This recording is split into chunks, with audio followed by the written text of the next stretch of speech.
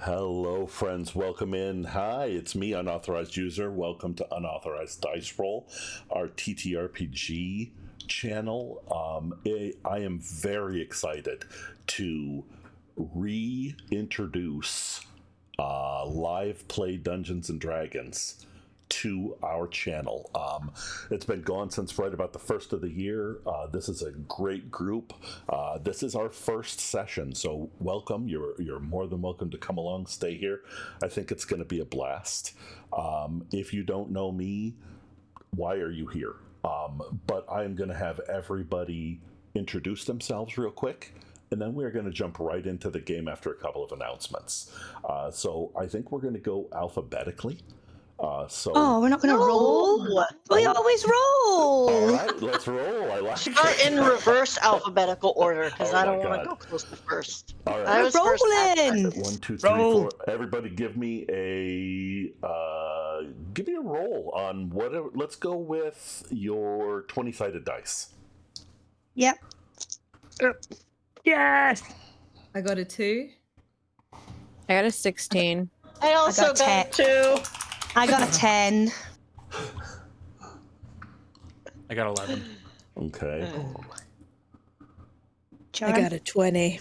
Oh, my God. Picture it didn't happen. I mean, it's on D&D Dice Roll. How am I supposed to give you a picture of it? All right.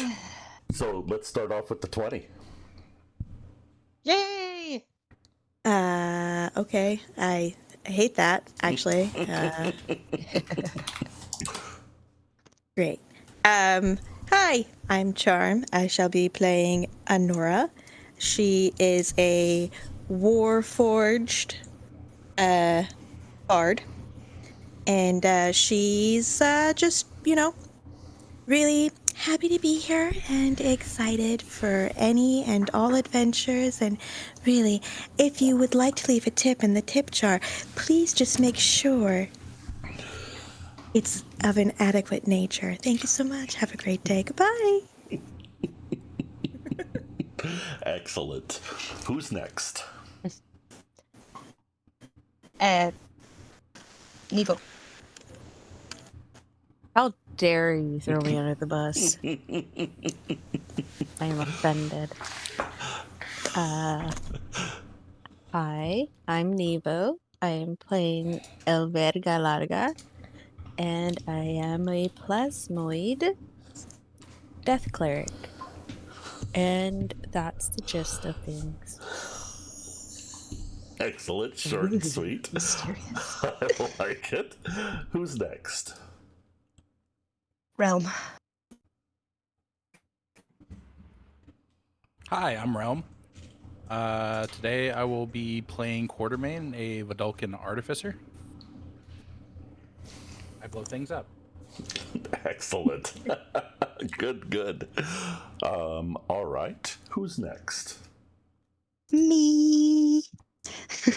Hi, I'm Star, and I will be playing Rook River Run, who is a river folk that was found as a small otterling and raised by the druids. Excellent. Yeah, she does magic. All right. Who's next?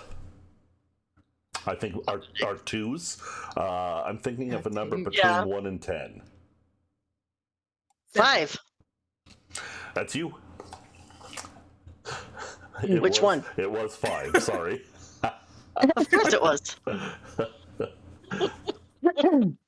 You read his brain.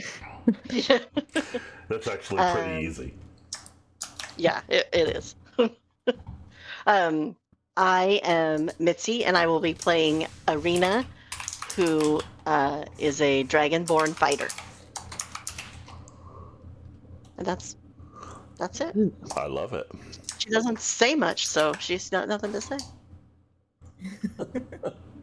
All right. Holy. That's just me left, guys. Hi, I'm Holy Sausage Rolly. I'm playing Merit. You wouldn't know it from looking at them, but they're a tiefling. and they are a thief rogue. Excellent. All right. So we have a diverse group today. Faye will be joining us next time. So that'll be interesting because it's a lovely little character. I can't wait for you to meet them. Okay, so a couple of things before we begin. If you've been here before, we have done everything in Foundry. That's probably going to happen at some point, but we are going to start off with a kind of theater of the mind today. We're going to take it back to old school. We're going to be rolling dice, real live dice. We are going to be, that's the biggest one. But I'm looking forward to it. You won't see a whole lot of maps today. That'll probably change. But we're going to go ahead and get into it. The last thing I would like to say is next weekend, here on Unauthorized Dice Roll, we will be working with Extra Life, the fundraising arm of the Children's Miracle Network. We will be here Friday, Saturday, and Sunday. I will have a revised schedule coming out next, probably tomorrow. If you have reached out to me, I will be reaching out to you this weekend to kind of see anything about availability. It's fantastic. We did it last year. It's a blast. I can't wait to do it again. So if you've got nothing going on, drop by. If you've got something going on, cancel it and fucking drop on by. All right, here we go. Let's begin. Let me.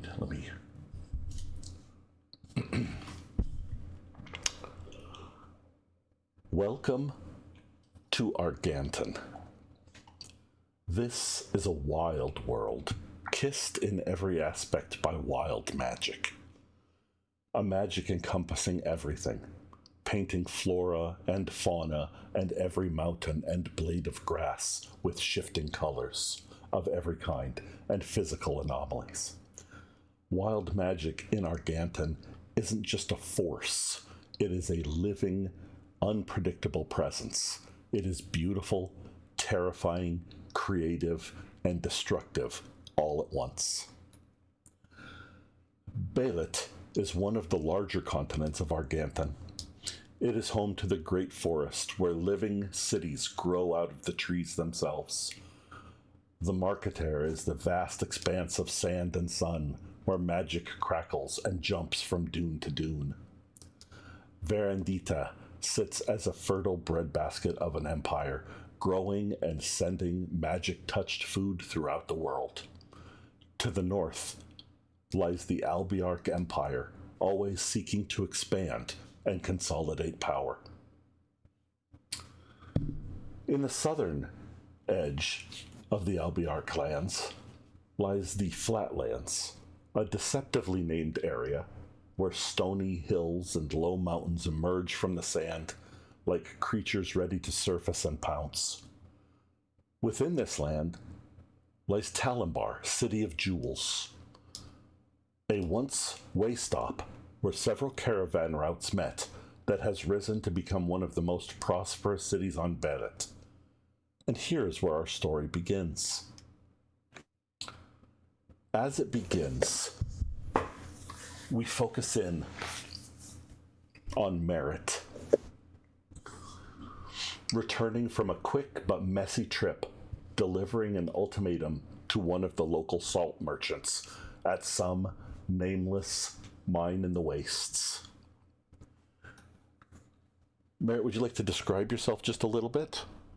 If you'd like to do more than at the beginning, you're more than welcome to. Otherwise, to your level of comfort.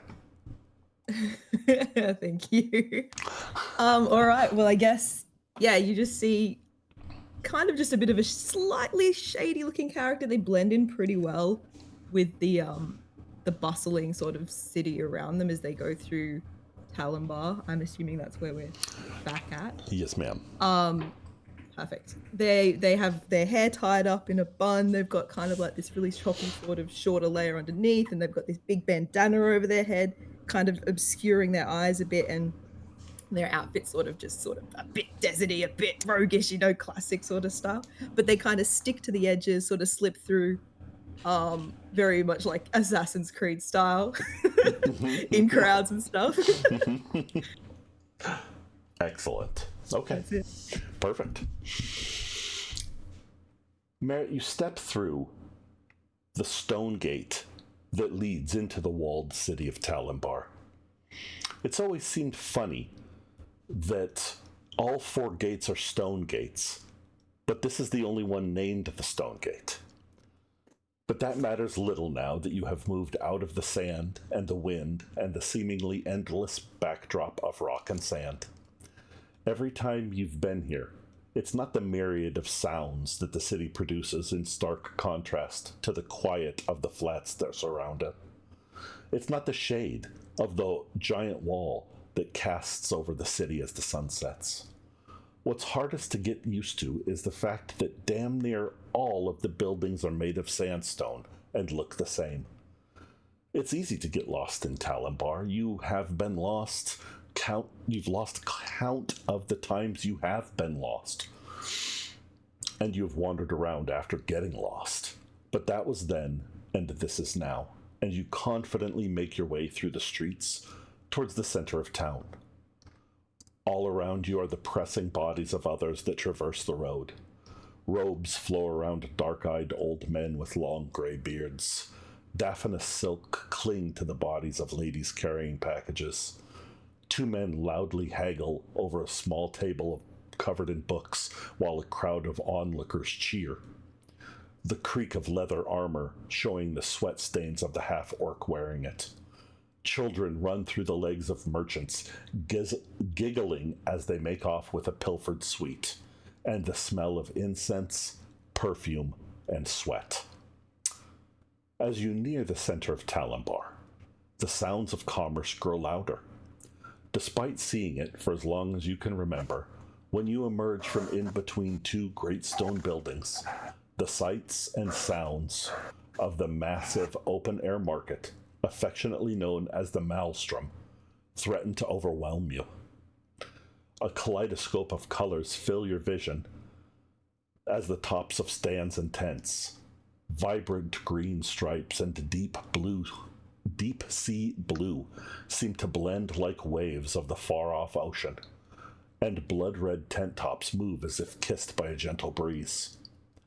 The movement of throngs of people pulse as if it were one body dancing among the stalls. The smell of grilled meat, rich spices, oiled metal, water fills your nose as it has so many times before. But each time you enter the Maelstrom, it's a new experience. Stalls and booths have moved as new faces look hopefully at you as you move through. The path that was empty on your last trip is now filled with a boisterous man whose mustache seems to move each time he calls to wide-eyed groups of boys with purses on their hips, gazing wonderingly around. A stall where wood and metal charms hung and chimed is replaced by the thick odor of heavy spices and mirage salt found only in the Marketet. You know where you are going. The Guild Hall of the Adventurers Guild. It holds a prominent place in the Gilded Ring, rising high in the dusty city. The Guild has given you employment and opportunity for years, and as you swiftly climb the stairs to its great doors, it's one of the few places you feel relatively safe. As the large door opens, the impressive hall within is meant to give a feeling of being overwhelmed and impressed with the majesty and the grandeur of it. Many a coin has been spent making sure that this guild hall, with its tall roofs and large fireplace at the other end, is a monument to the success of the Adventurers Guild. Merritt, as you enter, you look around, and at one of the many tables, you see Elver and Honora kind of sitting there, looks like heads kind of very close together, almost as if they are discussing something. You also see Brooke sitting at another table, going over one of the many books that she has taken from the library, both known and unknown, with permission and without permission. Elver and Honora, would you mind taking a moment and kind of describing yourselves to the level of your comfort? Ladies first.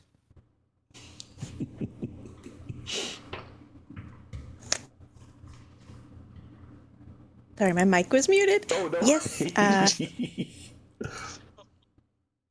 So Honora is she's a robot. She's a fembot, and she is large. She is 6 foot at least, and she is made of very well maintained, stark white porcelain with blue highlights. And she will always and forever be dressed very finely in lovely, sleek gowns. Today she has chosen a light cream-colored gown that is slightly off of one shoulder, and she is sitting next to her globulous friend, Elver, and trying to make sure you cannot put him in your mouth today, Elver. They're all watching right now. Please, please. Not right now.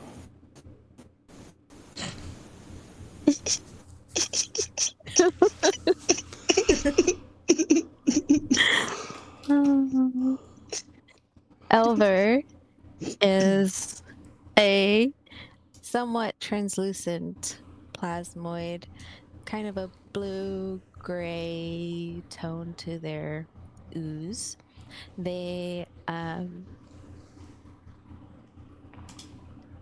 genderless, so they, them pronouns, please. But answer to anything, to be completely honest. But they are wearing a very raggedy purple tunic, dark pants. They don't care for clothing much. They prefer to be in their blob form, but being around people requires a sort of decorum.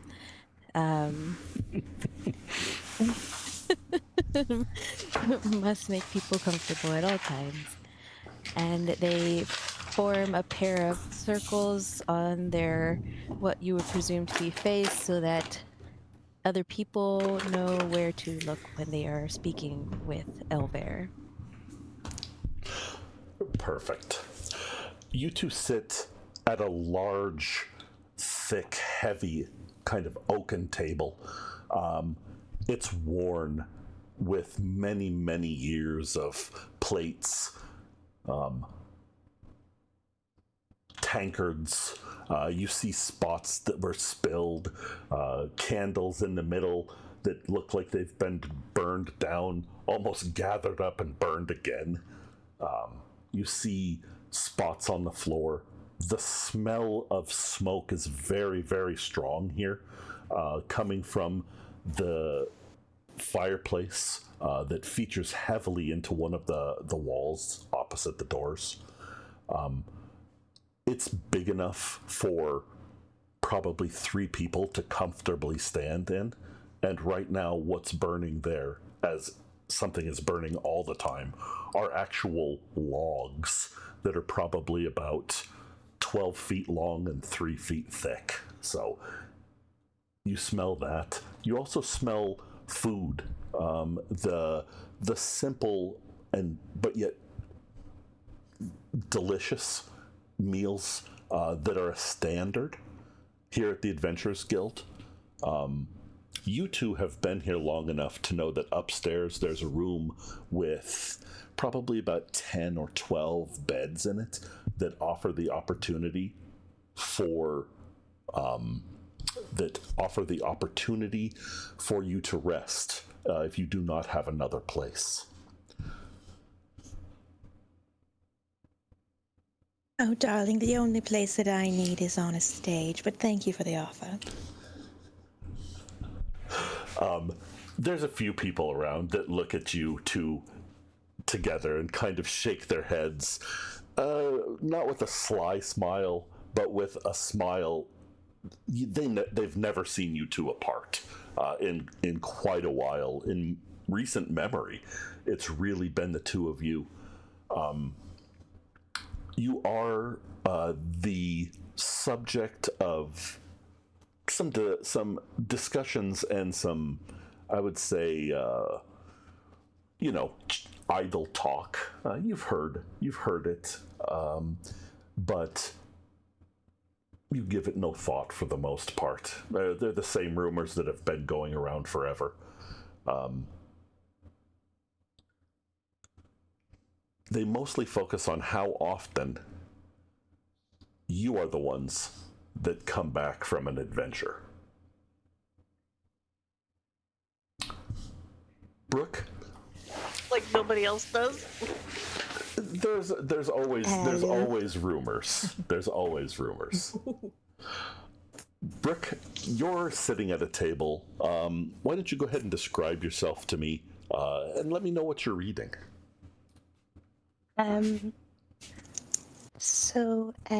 Brooke is just looks like a regular otter, but she's a river otter, so she's not as big as like a sea otter. She would like to correct people if they try and tell her otherwise. If they are like, "Oh, sea otter," no. She is basically, she's like a grey otter, but she has like curly grey like fringe at the front. It doesn't really match the rest of her.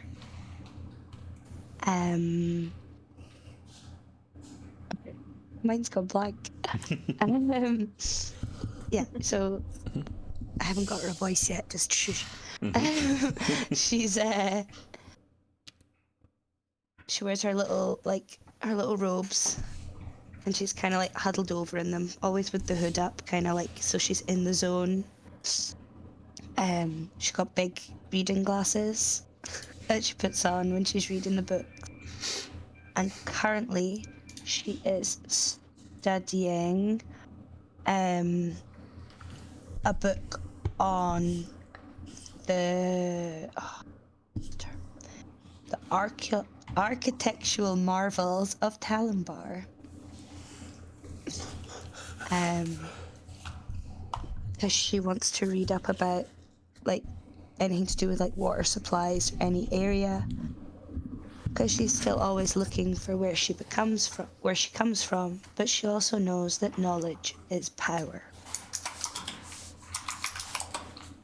Excellent. Excellent. So, Brooke, as you're kind of sitting there looking through the books, this has been one that's been a little bit difficult for you.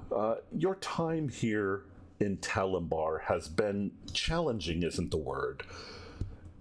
You're having a hell of a time with this damn heat and the dryness. This, as long as you've been here, it's been something that you've been fighting against. Although you know that there's a couple of places that you can get relief from that. So a smile kind of comes across your face, knowing that when you're done studying for the day and you have a little snack, a plate of figs and small fishes lays in front of you.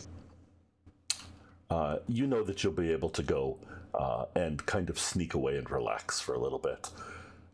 Yes, she loves nothing more than laying in the wells at the end of a hard day studying. Excellent. About the lands. Do you want to talk to me about what is sitting on the table next to your books, or would you like to come back to that later? I can. So, where there is Brooke, there is always her. How would I word it? Her comfort stone. Like how otters always have their stones for like breaking stuff open. And I think that's why people also think she might be a sea otter, but she's like, no. It's like, I'm trying to think how big her hands are, but like it's bigger than her hands, kind of. It's probably maybe the size of like a small melon. I can't think of it. And there's some sort of emblem engraved on it. She assumes it's like a family sigil or something, so she's always researching this logo on it. But whenever she's not holding it, she feels very lost. So at all times she holds this stone in hope it'll connect her to her past and maybe find her family one day. Perfect. Okay, excellent. Thank you. As we pull back from Brooke sitting at her table and kind of pass by Elver and Honora again, we're going to go to the front of the guild hall, where what's the best word that I would say would be a peculiarly outfitted individual is kind of fumbling around with one of the things in the wall that hold the torches. There's all over the walls, there's torches, and this one looks loose. Quartermain, what do you find there, and can you describe yourself to your level of comfort? Well, peculiarly dressed is something I'd really use to describe my character. He is covered from head to toe. He has everything looks to be about some sort of leather. It's usually stitched and sewn together. I have a vest with many pockets. Your assessment is correct. This one is loose, and I'm just doing standard maintenance. I'm about 6 feet tall. You'd think I was just a regular humanoid other than my blue skin and my oddly shaped nose.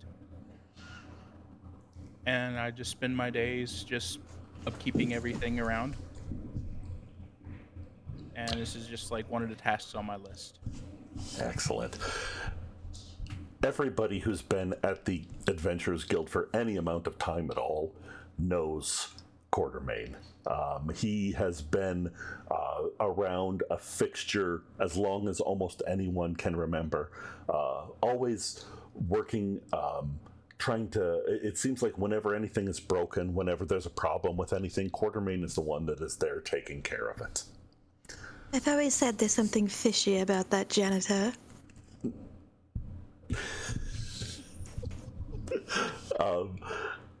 So, as we kind of pull back a little bit, down the stairs comes the familiar figure of Draven Varkas, the guild master of the Adventurers Guild. He's an older man. You can see that he carries with him the scars of many, many battles. He has lost a hand. His right hand is gone.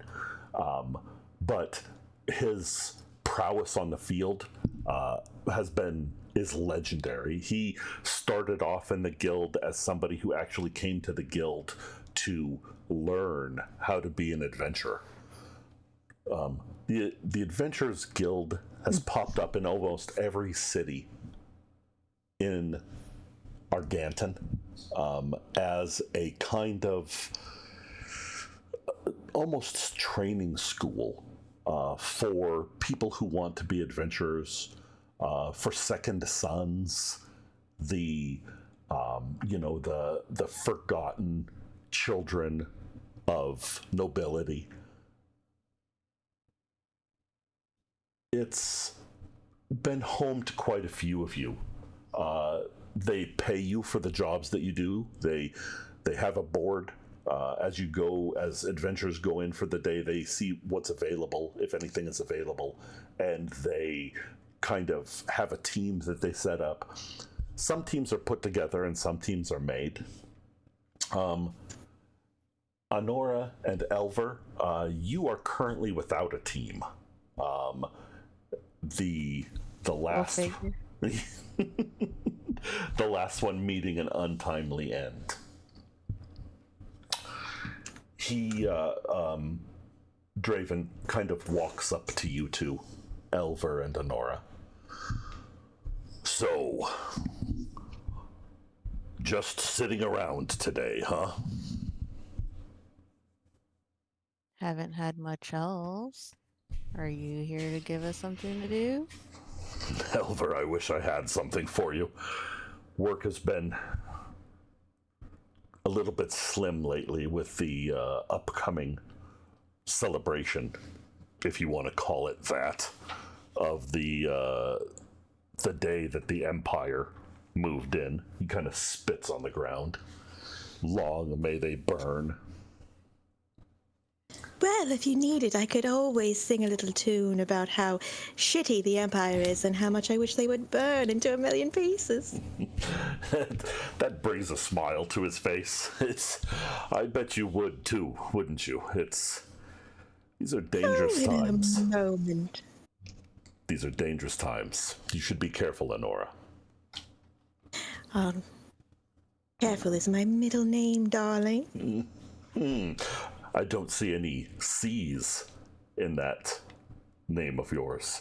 Careful can't be It your is a middle figure name. of speech that I find that most humanoids find humorous, but I do recall that you have a very poor sense of humor. My apologies. I've been told that before many a time.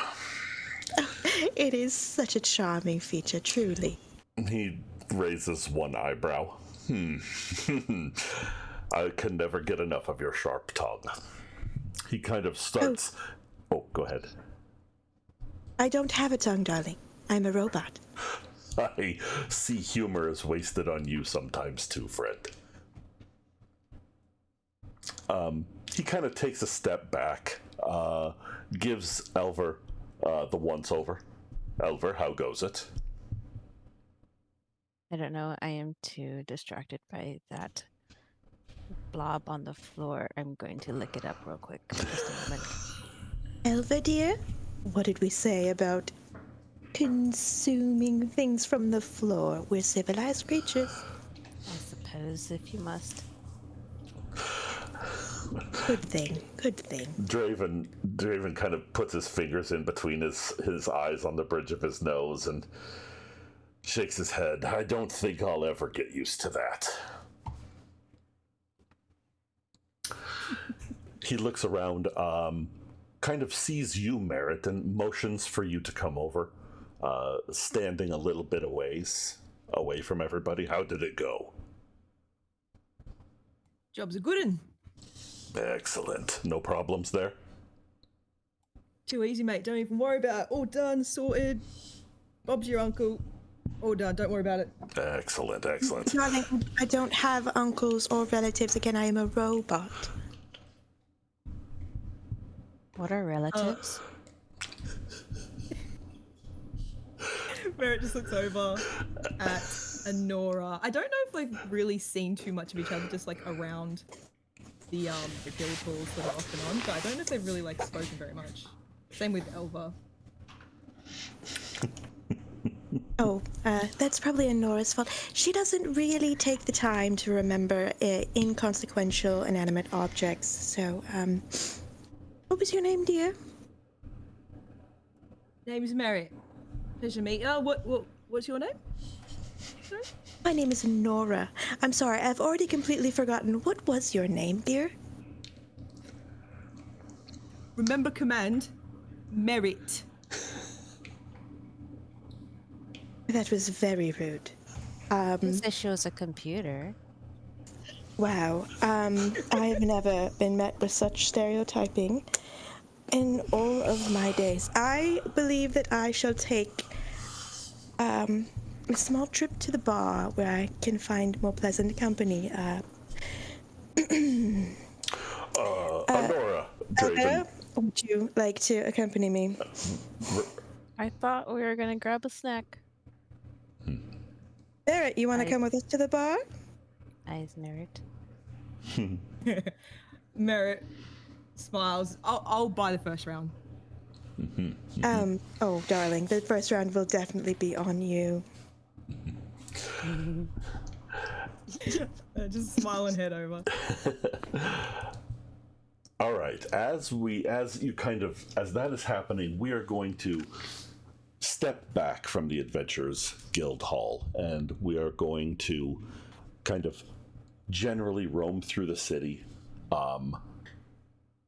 We seem to have a specific place in mind, but as we go through the sights and the sounds, the smells, kind of distract in a way that you can almost taste the colors, the smell of magic, for lack of a better term, discharge, always hangs in the air a little bit.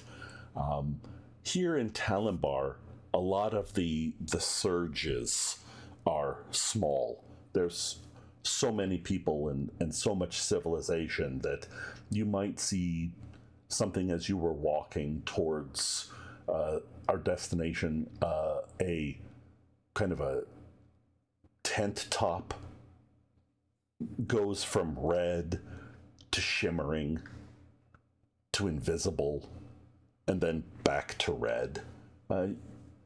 You look down and one of the rats that's crawling along the street suddenly kind of pops into a cat. Looks as confused as you are about that situation, and then tries to run and hide in a hole that it is now entirely too big to fit into.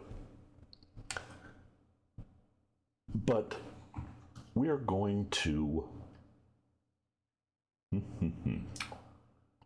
we are going...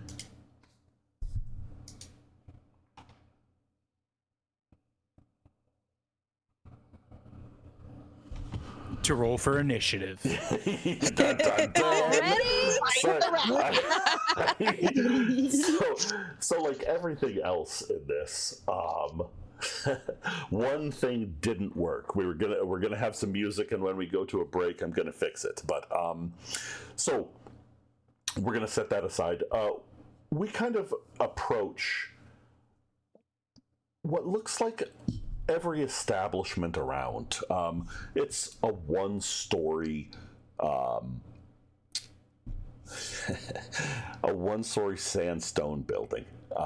There's nothing really to distinguish it except for a sign that hangs above the door that is simply a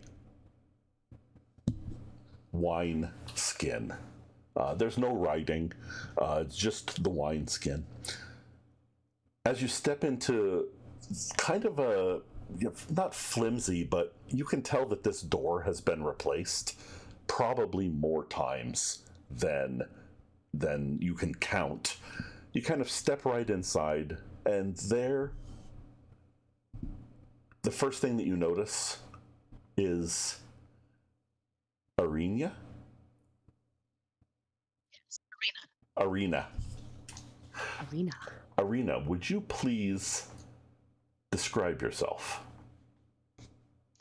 So, the figure that you see when you walk through the door is huge. She's probably close to 7 feet tall. She's wearing just a regular traveling cloak. It's standing kind of guarding the door as the bouncer for this establishment. She has bright red hair that covers the side of her face that kind of obscures a huge splotchy red birthmark that runs from the right side of her, which essentially covers the whole right side of her face and then runs down into where it disappears into her armor. She's literally built like a brick shithouse. And she is just watching people as they come into this establishment. She's also wearing leather gloves. Is one of the things that you notice about her. She's dressed to be outside even though she's inside. So, Arena, you are looking around the bar. This is kind of not necessarily your gig that pays the bills, but it puts some coin in your pocket. And you never get tired of throwing out a bum every once in a while, or somebody who gets too full of themselves. You've stopped your fair share of fights. So you've got an eye. And started my fair share of fights. And started your fair share too. So as you look around, this bar is, a low ceiling, smoky. There's not anything except for, 2 or 3 candles on each table. Somebody is kind of slumped over. Looks like they're sleeping at one of the tables. Kind of head laying in what you can assume is ale. The bartender and the owner kind of looks over at you. Hey, Arena. What? Are you gonna do something about this guy just fucking sitting here on the table? If he's not paying, he's not staying. Has he been paying? Well, he was up until this one. Do I know this guy? Do I recognize him? Go ahead and give me a... Go ahead and give me a history check. Oh. First roll of the game. First Just roll gonna of set the the tone. Is that just a D20? Yes.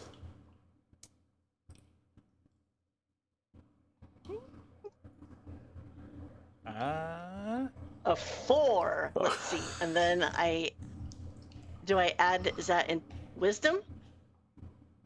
I don't know how to do this. I don't know how to play D&D. Yeah. You don't know how to D&D. Yeah, go ahead and add your wisdom on there. That's a -1. Oh, good heavens. You've Tone is set. Irina, you've never seen this guy before in your entire life. I'm gonna walk over to him and I'm gonna poke him. Punch him in the face. Yeah, I'm gonna poke him, but not gently. Kind of like, hey.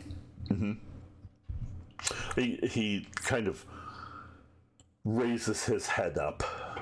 He looks around, very squinty-eyed, a little bit bleary. Looks up at you. Oh, Arena, when did you get here? Are you thinking about joining me for a drink? As soon as he says that, it pops into your mind that this is Garrick Marth. He's essentially the master of coin for the Adventurers Guild.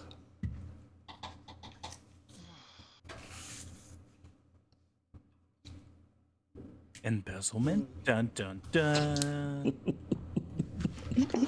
Man, what are you doing here? Just enjoying a little bit of ale, a little bit of wine. Come on, let's go. Go. No. I've only had a couple. I things have been so crazy lately. I feel like bartender, Che. Why don't you bring me one more round? Che Arena is gonna look over at the bartender and be like, no. Arena, he kind of lifts his shoulders. If they're paying, they're staying. Geez, this guy look like he's gonna pay? You see, Would you say his name was Garrick? Garrick, Garrik. No, she meant it as an insult. Oh yeah. Whoops. Sorry. No, no, I didn't. Oh, you're actually asking? Okay, good. Yeah, I He's couldn't like, you remember. know me. He reaches in, puts a couple more coins on the table.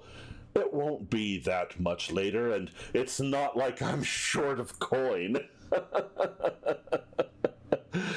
He kind of looks around again. Arena, give me a perception check, please. Ooh, this one's gonna be even better. Wait, is that? This person.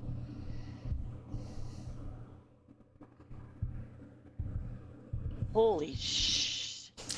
Okay, I just learned something really cool in D&D Beyond. Oh, If you just move over whatever it is you want to do, yeah. it Yeah. gives you the little B, and you can push it, and it'll roll. Yep. Excellent. Good to know. I've got a 17. Oh, fantastic. Okay. On a 17, you kind of start looking around. There's a lot of people in this. There's a lot of people in this bar, Arena, and you see a couple of them as soon as Garrick started talking about not being very short on, not being short on coin. You see a couple of heads kind of perk up a little bit. There's a couple of people who kind of duck down and lower their heads a little bit and start talking to each other a little bit louder, or a little bit, kind of. You can't hear it, but there was no conversation there before, and there's some animated conversation now. One of them pushes his chair back, stands up, kind of looks around. This is also a very, very sketchy looking motherfucker. Like one eye and a scar. He's looking around very rat-like, furtively, looks at the other one and gives a nod. And you see him literally run out the front door and into the street beyond. As the door opens, there's a flash of light where, the heavy sunlight comes in through the door. Everybody kind of groans. Oh, Jesus Christ, close the fucking door. That slams shut. And he's gone. You also see the person that he was with, I would say, trying to be discreet, takes a long, cruel looking knife out from underneath his robes and kind of lays it on the table.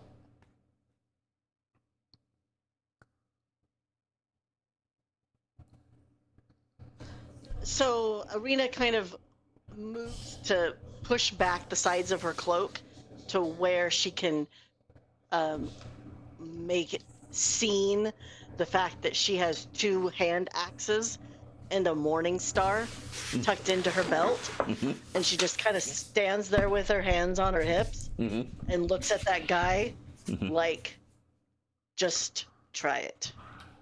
She doesn't say anything. She just looks at him like, go ahead. You see him looking around. He meets eyes with you, and you see a nasty, wicked grin come to his face. You see in other parts of the bar, you probably see 6, maybe 7 other people shift. Like their hands are not so subtly going towards weapons.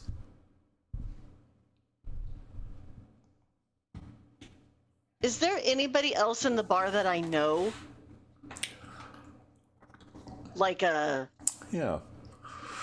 person that isn't necessarily going to be part of the pending brawl? Why don't you give me a, you know what? I'm going to say no. There's nobody in this bar that you know. This is a crowd tonight that hasn't really been here before.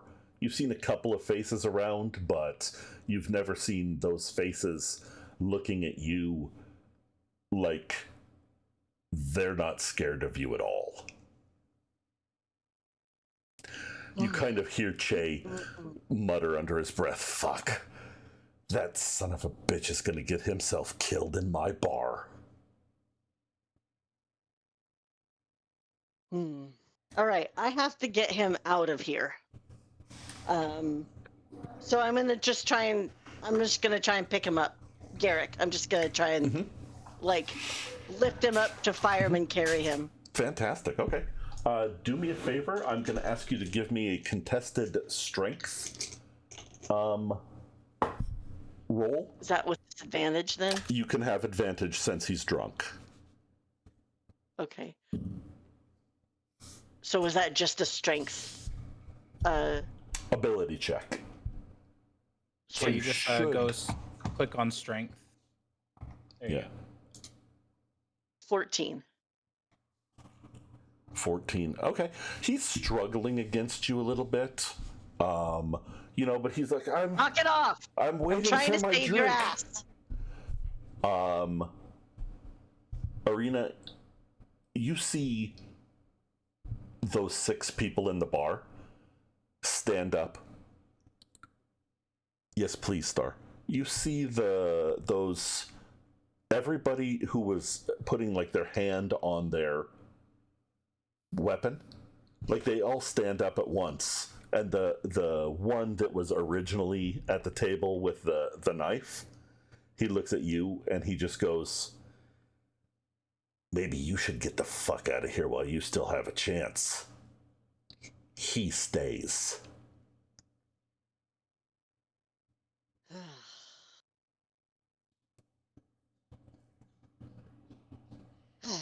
Okay. So I was successful in picking him up? You are carrying kind of dead weight. The best way I can describe the way that you're holding this guy is like how Fessig was holding the man in black when he couldn't walk. Okay. You see, like you hear a low whistle from behind you. When you turn around, you see Che looking at you, and he mouths the words, "Go get help now."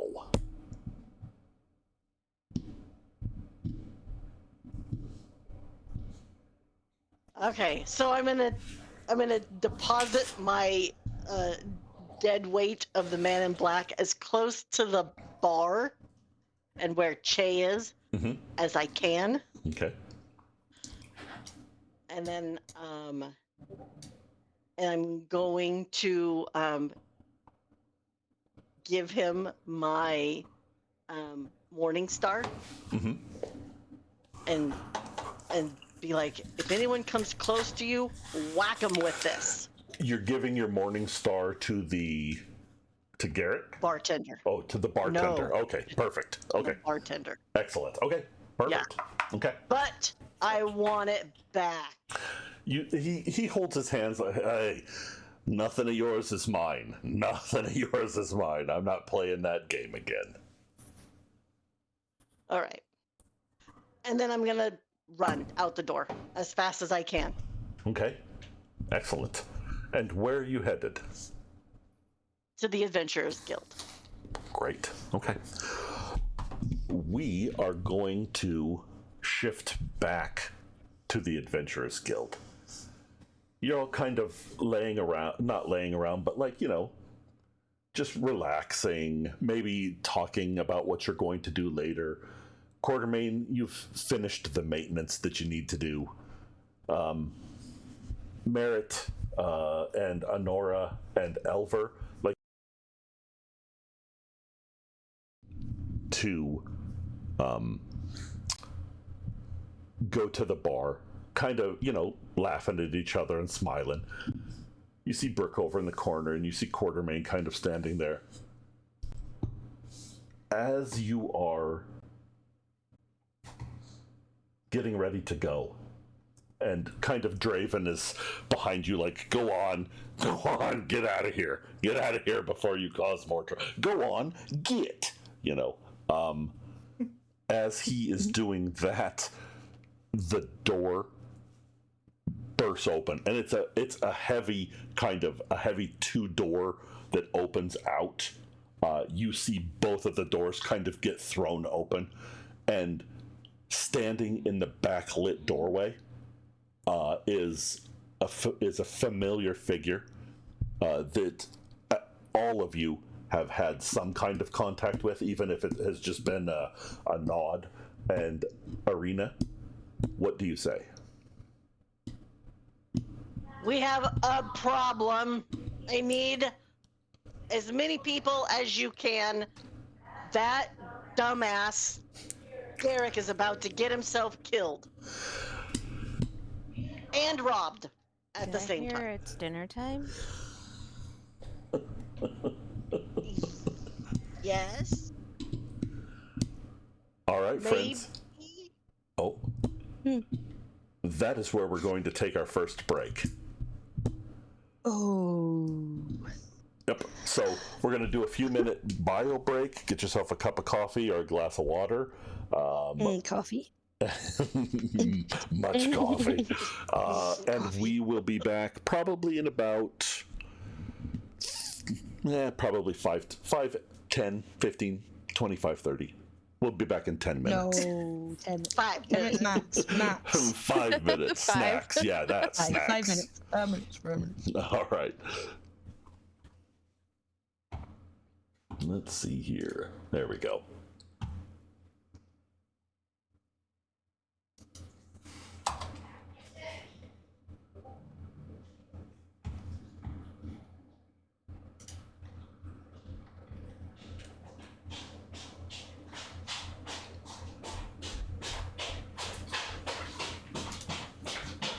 You guys need to go outside and go potty?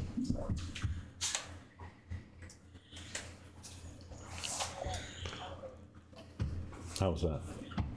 I was gonna ask you the same thing. I thought it went really well.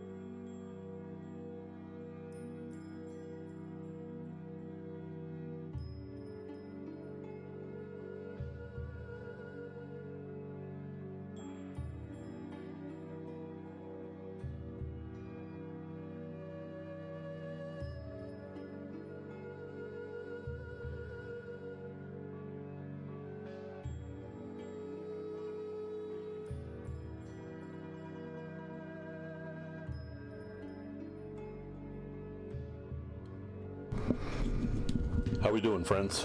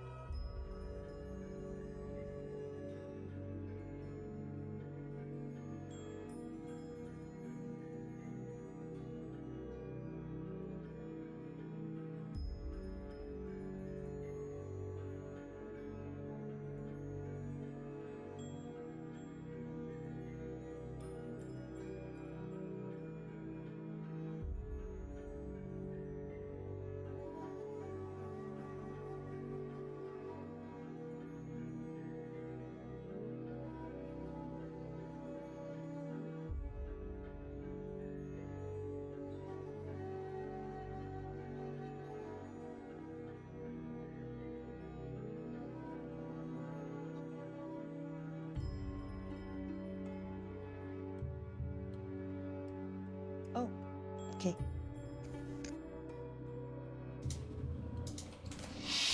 All right. Hello, friends. Welcome back. I think that we're all kind of making our way back in. All right. So, we've got Arena standing in the door. As soon as you say that, Draven, like, puts his head in his hands. That son of a bitch. You gotta go get him. You gotta go get him. All of you. Honora, Arena, Brooke, I'm gonna need you too. Elver, Merritt, Quartermain, you know, we've been talking about maybe you getting into some adventures. I think this is the prime time for it to happen. They're gonna need every hand they can get. What? Me? But I'm just a scribe. What use am I going to be in a bar? You are going to be... I don't know. You could bite somebody's feet or something. Yeah, or a distraction. That works. Don't you know any magic? Well, of course. I was top of my class. I know many spells, but I don't...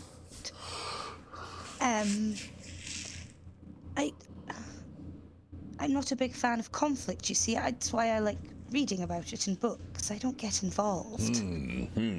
Well, I tell you what, how about you go and you don't get involved, and if they need help, you give them help, and you'll get double pay for the day.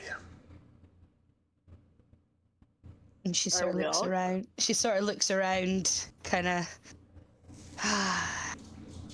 Darn. He knows my weakness. He knows I need the money for the travel. Fine. but I'm not getting my paws dirty. Come on, Otter. A fight's a fight, and it's just fun. Let's go. She sighs and like jumps down off her stool. Her little legs were dangling off of, and grabs her stone and her staff, and off she goes. Sorry, shillelagh, and off she goes. Excellent. Draven turns to you, Quartermain. What do you think? I say nothing. I just open my bag, grab my crossbow, and just wait. He's gonna kind of walk over and, not very gently pat you on the back. I know this is a big step for you, and I appreciate it. Who is it that we're approaching again? I forgot his name. Draven? Draven was approaching Quartermain. Oh. Eric Draven, you stop it. No, I mean who we are going after. Oh, yes. Do you remember? Eric. Garrick, yes. Eric. Garrett. Yeah. All right, get over there. The head of logistics. The coins. Coin. And coin. Oh, and coin. Okay, just checking. He's like, hurry over there before that dumb son of a bitch gets dead and his money gets taken. Double pay for both, for all of you. Go. All right. Arena's already halfway out the door. Excellent. So, you all follow Arena through town, running, bumping into people. They curse you kind of as you run by. You son of a bitch! You made me knock over my tray! How am I supposed to sell this when it's broken? Darling, I didn't know how you were going to sell it when it was whole. Have a good day. Yes. Arena's at the front, just sort of pushing people out of the way. They, as you keep pushing people out of the way, people start getting out of the way, and you find your path kind of clearing as you head directly towards the Ashen Ale.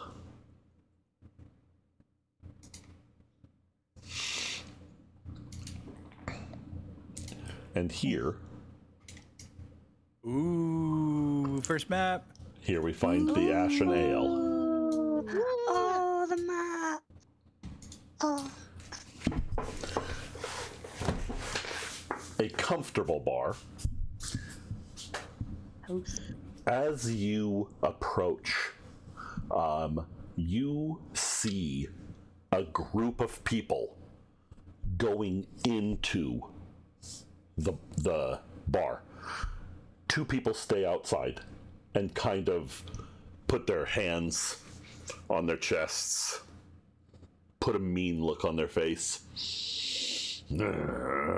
try and look as nasty as they can, and are blocking the door.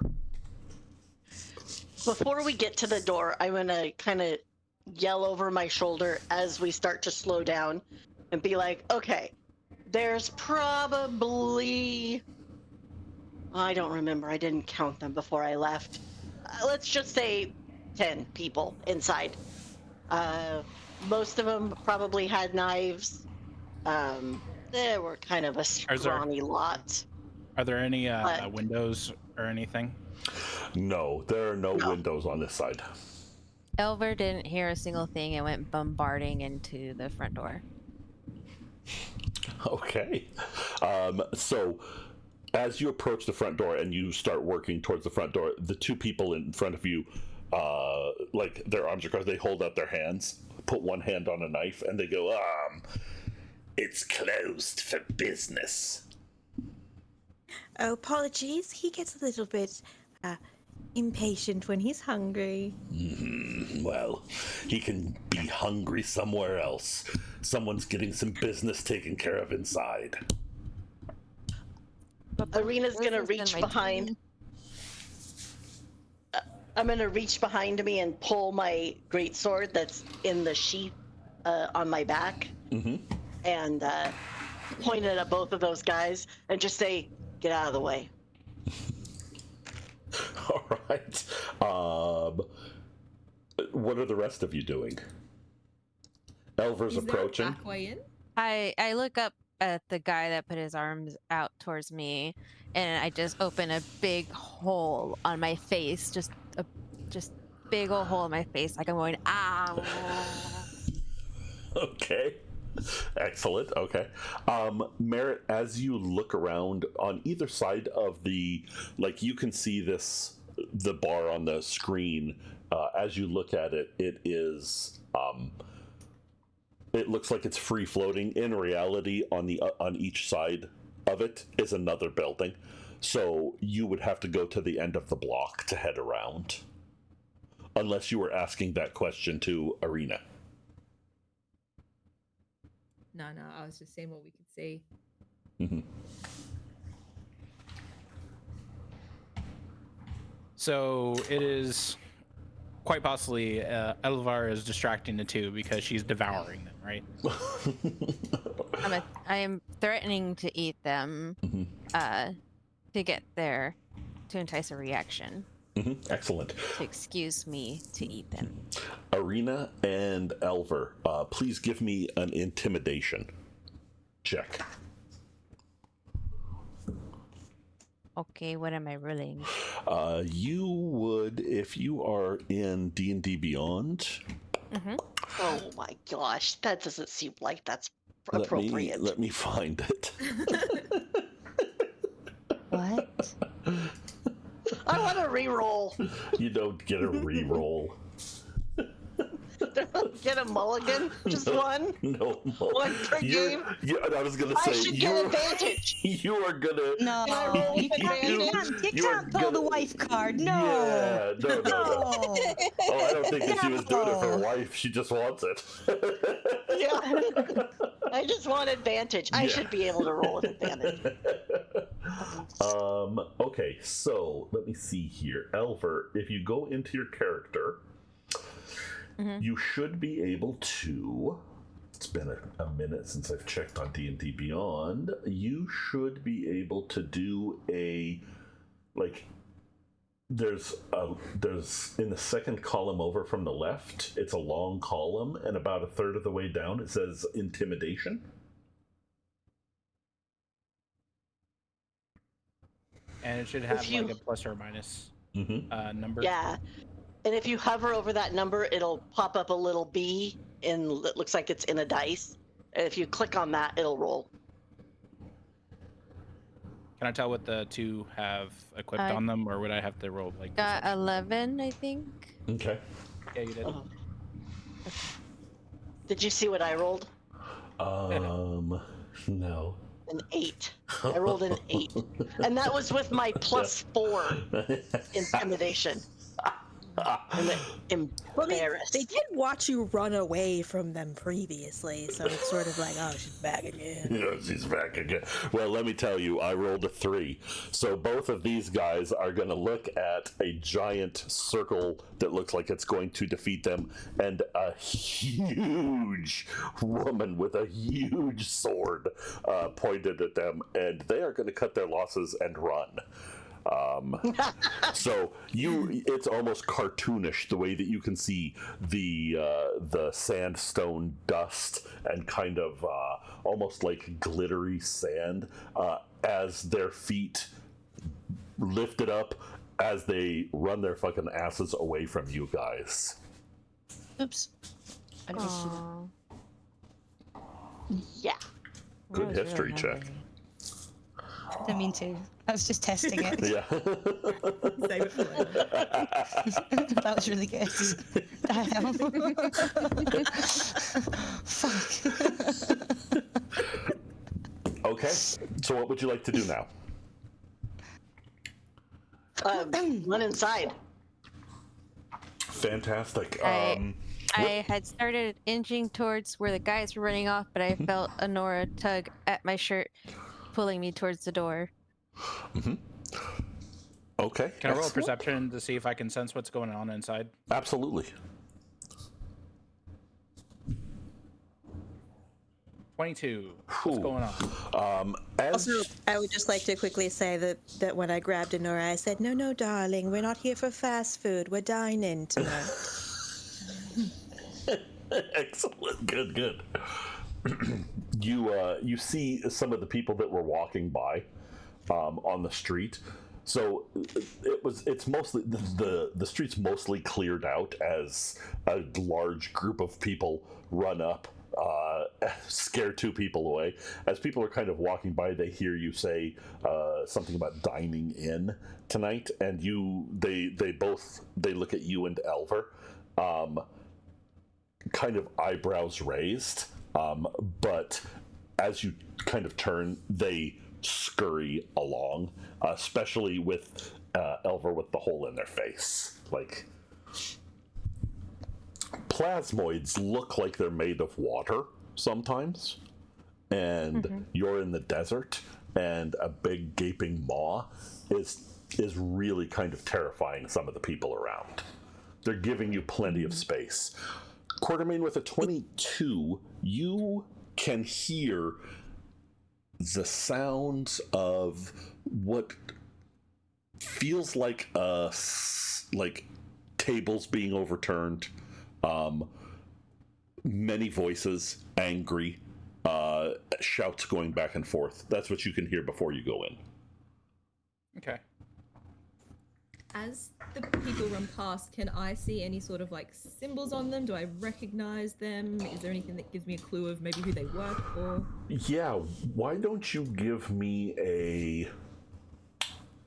how about a investigation check on that? Just straight 10.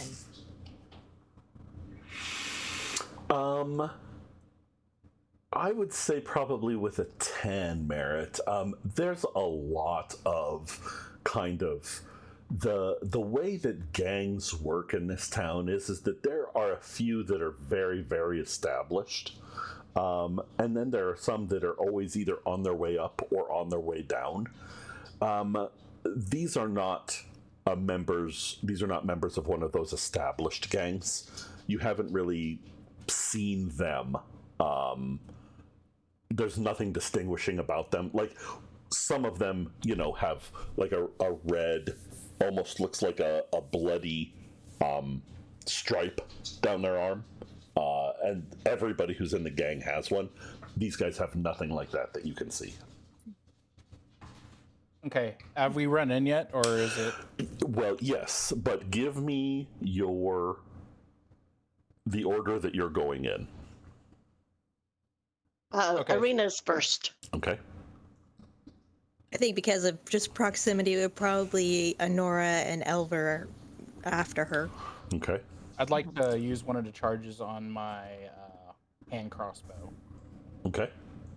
And use the rogue in order to go invisible behind everybody else. Okay. Fantastic. I was going to say, I would be at the back. Okay. Mm-hmm.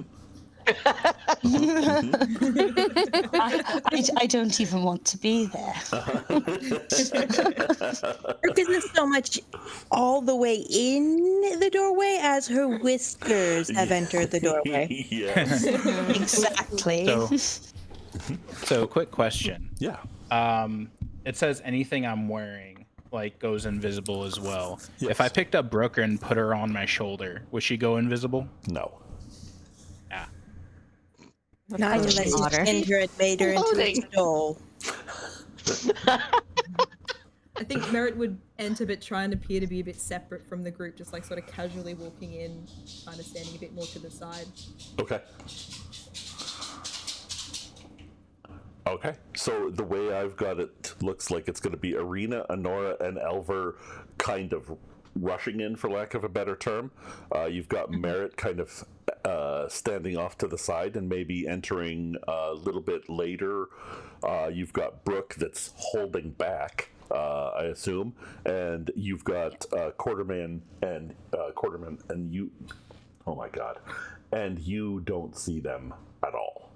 So, as we go into the bar, that's what we're looking at.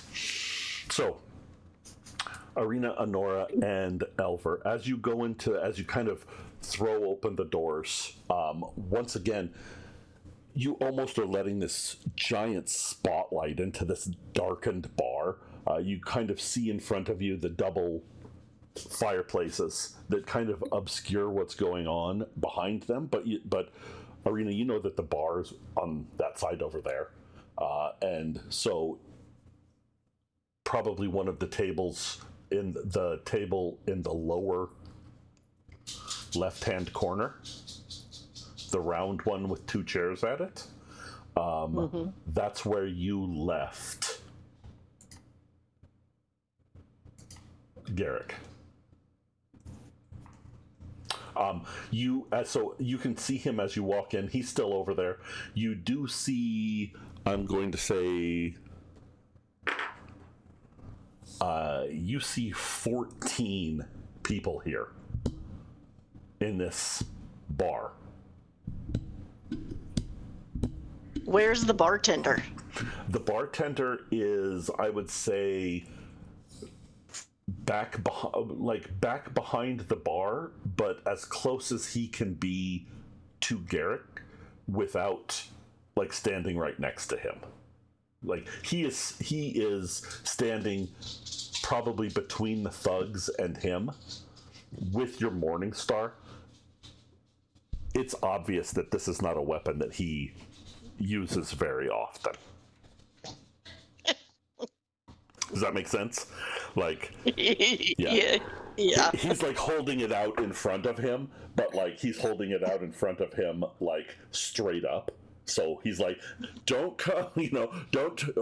cause trouble here, or I will smack the shit out of you. And the guys are just kind of like, yeah, I bet you will. You're adorable. Okay, so Quartermain, I'm guessing they're all bunched together, like in front of. So you have got, the way that it is now, you have got the majority of people, I would say probably out of those, we say 14 people, you would be looking at probably 6 of them in the triangle of those tables over there on the lower left-hand side. Okay. And you would find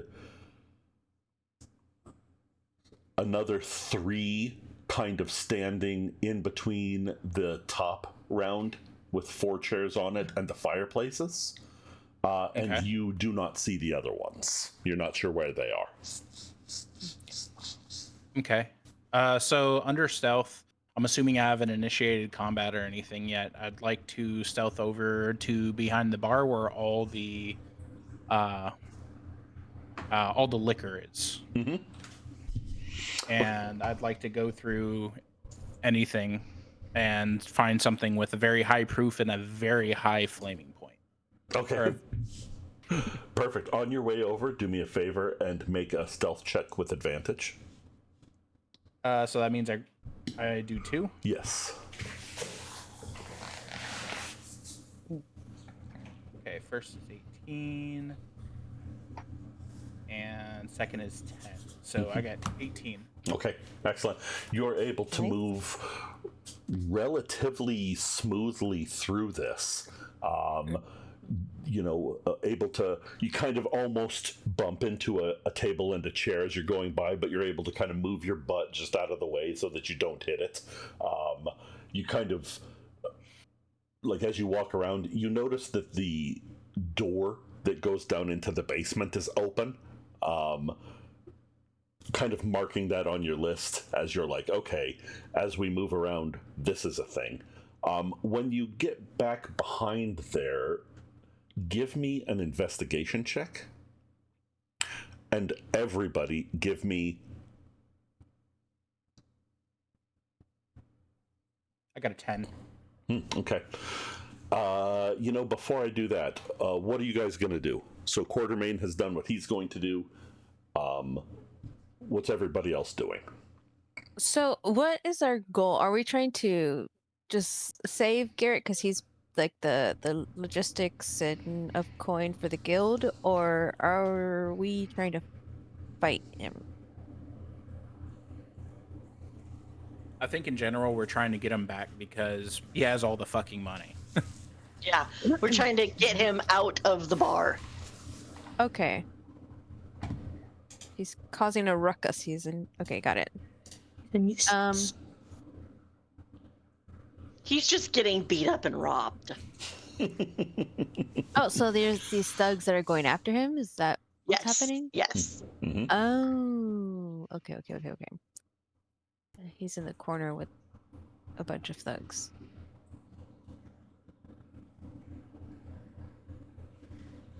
I was asking just to confirm that's what. Yes, what I apologize. Yes, that sounded like a statement, and I was like, spot on. You've got it. Okay, no, I just trying to confirm that that's what I understood. Okay. So investigation, and what was the other one? The investigation was to see if you could find something highly flammable. Most of what's behind the bar is wine and like kegs of ale. There is not anything that is particularly flammable here. Okay. How many thugs are there? You probably see about 14. 10 to 14. Jeez. And what species are these thugs? Excellent. They are all human. Perfect. Human. Okay. Okay, so I'm gonna wait to hear what I'm waiting to hear what everyone else does first. Sorry. okay, no worries. No, I mean you're in the back anyway, so I would just barge in, ready to attack the nearest person. Perfect. Ready to, I don't know, throw them out the way to go grab Garrett. I like it. Okay, so as you throw the doors open, like you kind of let that sunlight in. It's like a spotlight that you are shining into this otherwise relatively dark place. You see him over in the corner. You see a bunch of people like walking, like they're not walking towards him, but like they're moving closer. They don't think that Shay is going to be much of a thing to deal with as many people as they've got. I'm going to go ahead and have everybody roll for initiative. This is our first fight. Yay! The thug in the back turns around and goes, "What the fuck are you doing here? And how did you get by Garn?" And So are we rolling? D20. I got a 19. It's initiative. It's basically in the middle, like right under proficiency bonus. Okay. 17. 16. Oh, 18.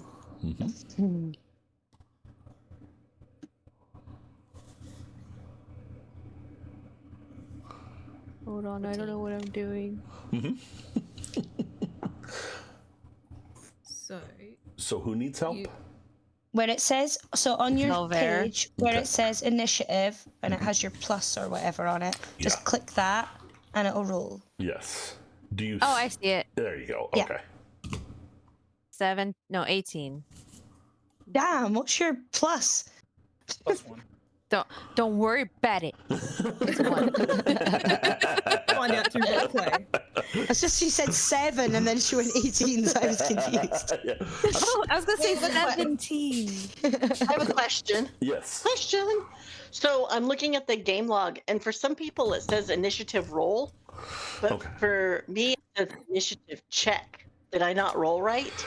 Let me see. Let me come in here and. Holy, was yours 14? So I'm taking note. Yes, indeedy. Okay. Quartermains also says initiative check. I don't see his on mine. Where is it?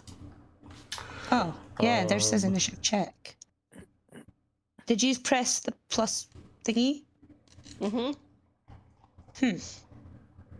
I rolled an 18, and it added my 1, so it's right. It's fine. Yeah, 19. I don't know because it's not showing up for me in the game log. But that's okay too. Well, I got a 19. Yep, perfect. Okay. And Quartermain got 8. Got 8. Merritt, what did you get? 14. 14. And Honora? 18. 18. Fantastic. Thank you. All right.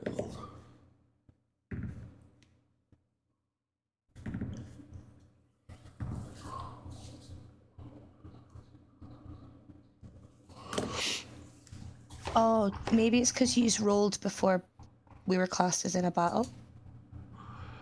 No, there's nothing that'll Maybe. class you as Oh. a... Oh, it's weird then. Potato, potato. Yeah. Okay, fantastic. So, let me just get initiative figured out.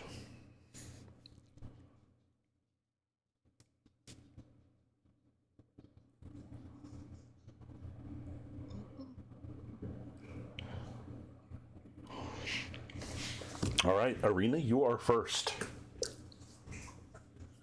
I am going to head toward the whoever the leader was that I was talking to earlier.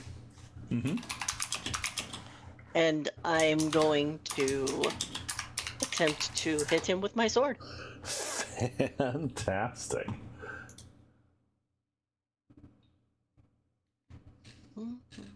Let me see.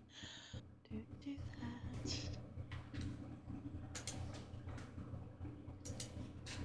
18. 18 hits.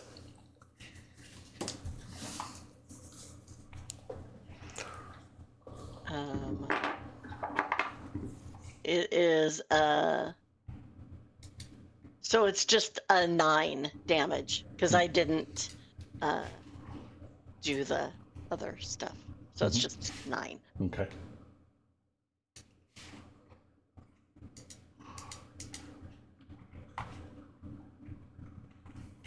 And then, oh, I wonder, can I do a bonus action? Chill.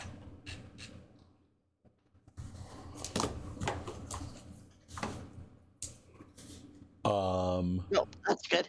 Okay. I don't think I'm gonna do anything else. Just that. Okay. That's it. Okay, excellent. Let's see here. Honora and Elver, do me a favor. Check on your dexterity and tell me who has the higher dexterity. I have 14.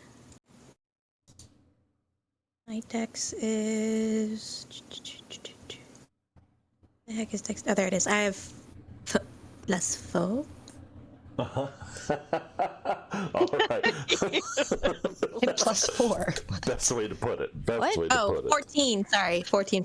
I have 14. I was looking at the wrong number. 14 and 14. Jesus Christ. I You guess. really are a pair. You are a pair. All right. Even is Elver, odd is Holy. Honora. 6. Elver, you're first. Oh my goodness, sorry. I am pushing the nearest enemy to me out the way, with one extended arm thing that I have, and with the other, I would like to throw a spell. Okay. I think that's what this is. Ray of Sickness to whoever is behind them. Okay. All right. Let me see here. Ray of Sickness. Is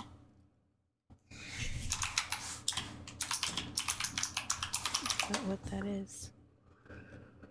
Ray of Sickness is a level 1 necromancy spell. Let's see here. You can do so you want to do a ranged spell attack. Yes. So I think that is so go ahead and on your D&D Beyond, you can either hit the Ray of Sickness button, or if you're more interested in doing something, you can do you can just roll a D20 and then just do +5 to it.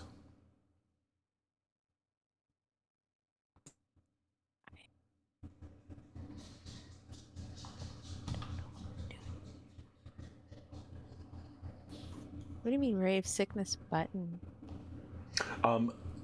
So if you're looking at your character, let me make sure I'm on your character. Okay, I am on your character. Under there's the... Oh, I did it. Fantastic. I did 22. 22 definitely fucking hits. Okay. Yeah. Well played. Well played. You almost missed him, but then you hit him completely right in the face. Okay, you're going to want to do 2. You can either push the damage button or you can do 2d8s. Damage button. Next to the +5 button, there's the... Oh, okay. Mm-hmm. Oh, it did 3. Just 3. Just 3? Oh, no. 12. For a total of 12. Ah, okay. Total of 12. Fantastic. Thanks, team. That's right. We'll Great get there. job, we got We got you, boo.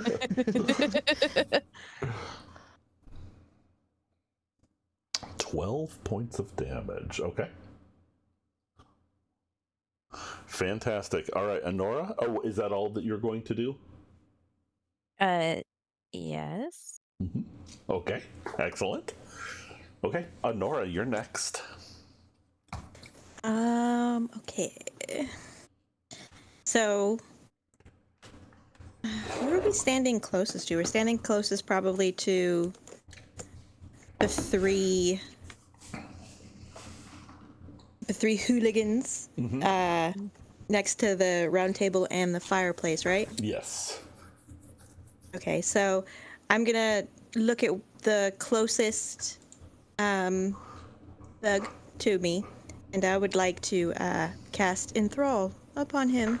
Oh. Basically just Hold look in that his general thought. direction. Hold that thought. You guys almost let me get away without rolling on the wild magic. Okay. Darn. So That's fine. here's what happens in this world, friends.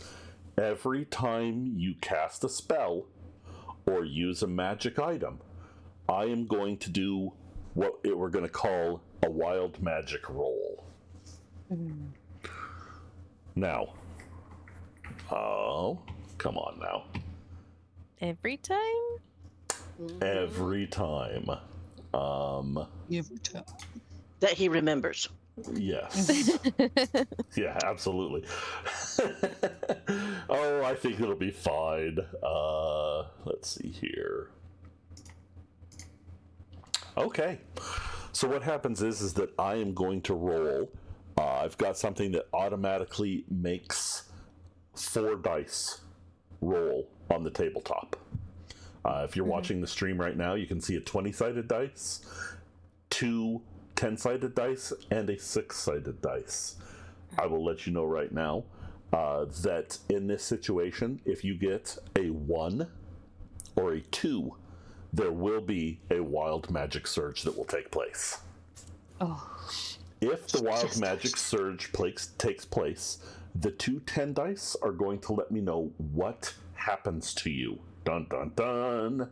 And the 6-sided dice is going to determine the outcome of that.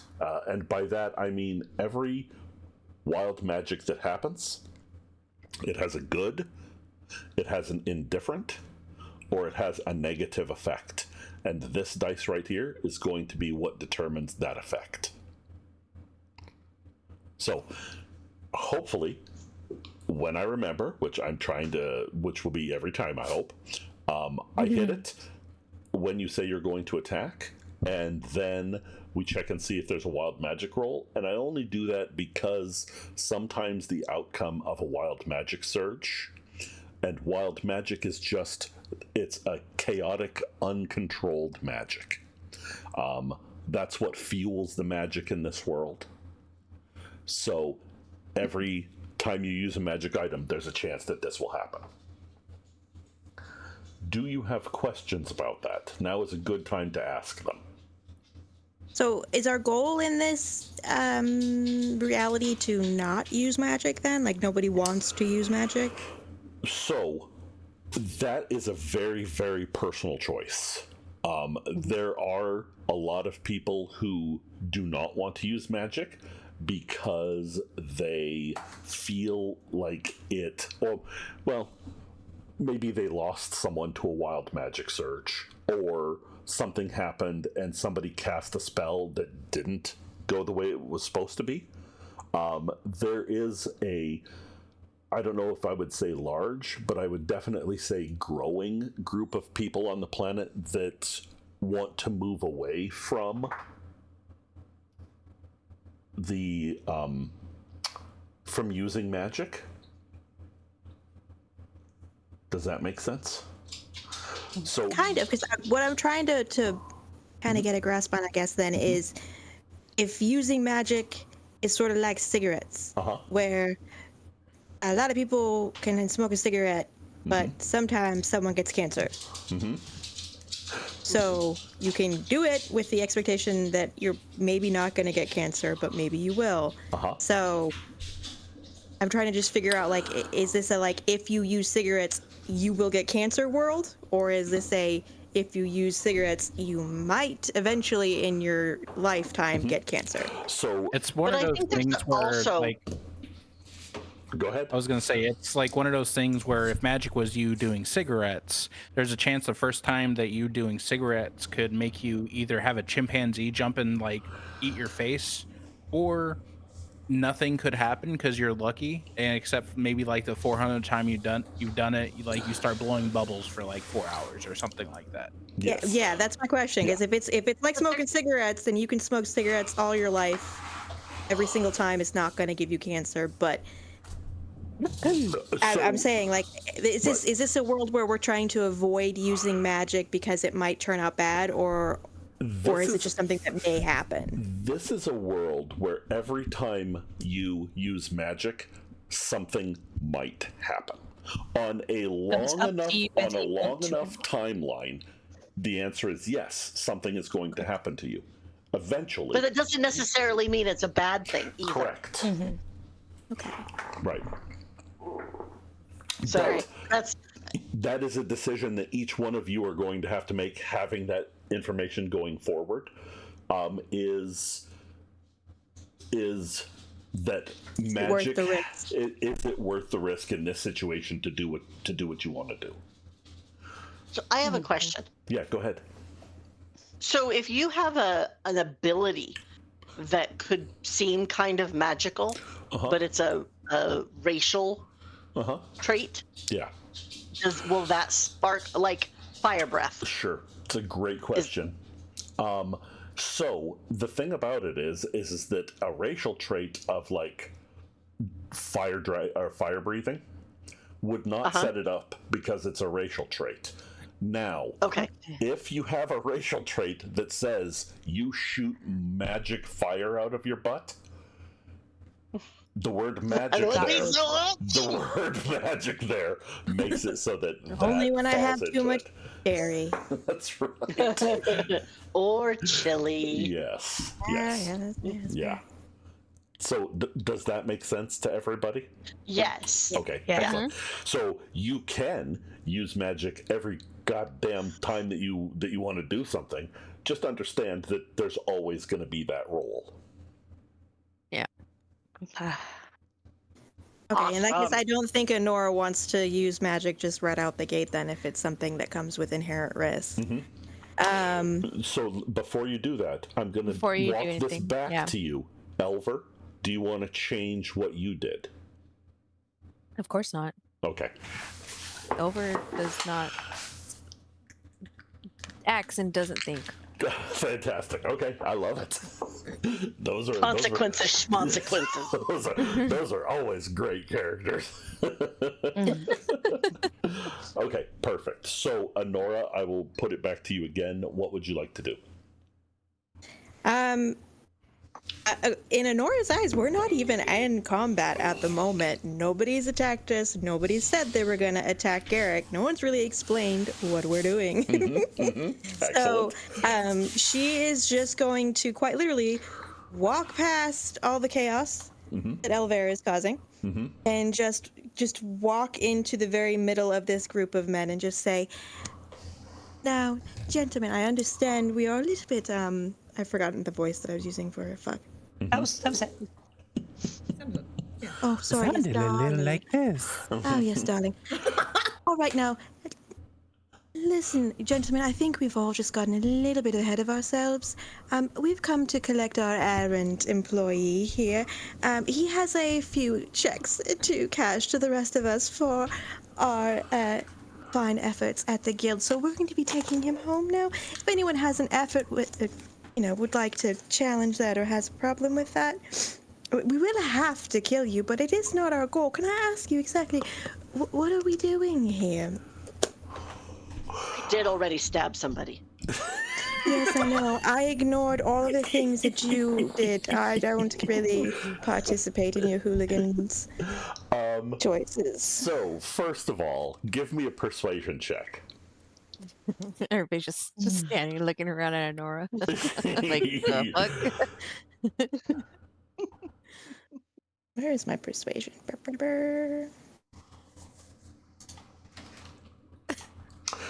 That is in the second. No, it's only an 11. Okay. No, not very high. In the circumstances, understand why it is not very high. Yeah. So, kind of you kind of push two people off to the side a little bit. One of them is the guy who got stabbed. So as you push him aside, he kind of looks at you, unbelieving, like what the fuck is going on here? You kind of come out there and you stand in the middle of those three, and the other ones are behind them, and you say your thing, and when you're done, you kind of look around expectantly.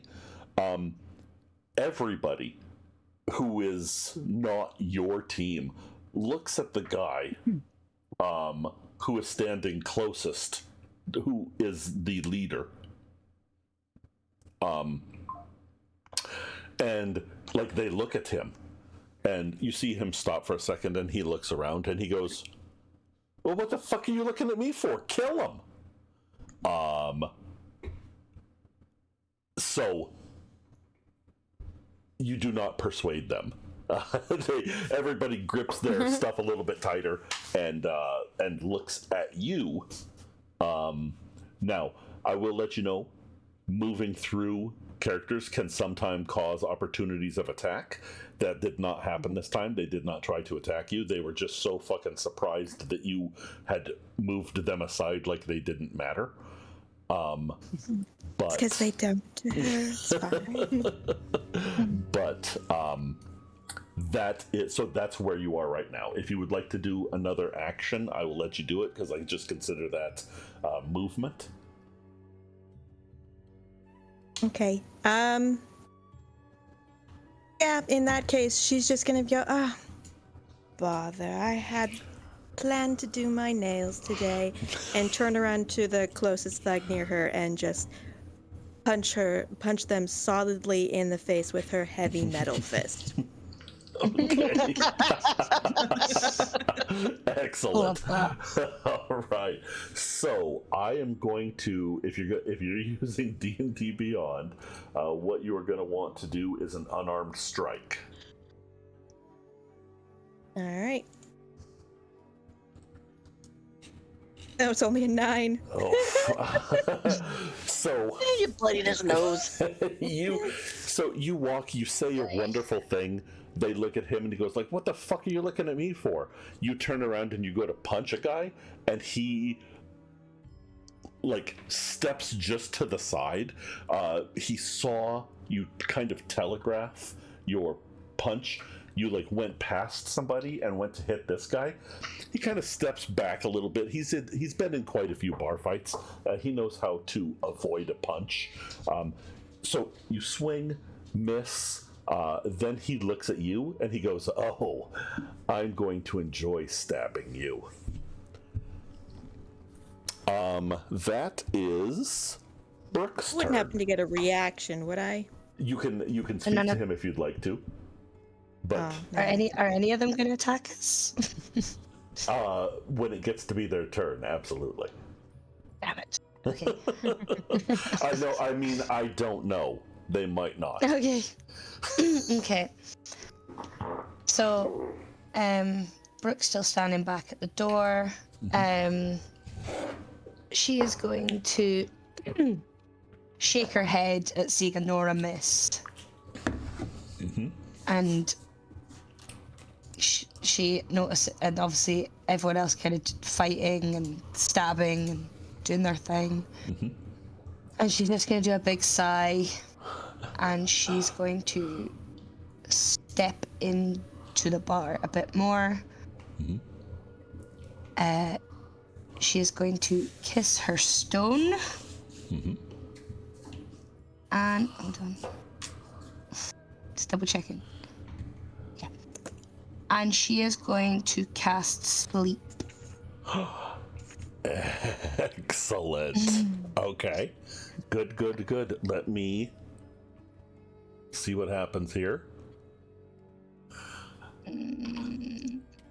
Nothing happens. Go ahead and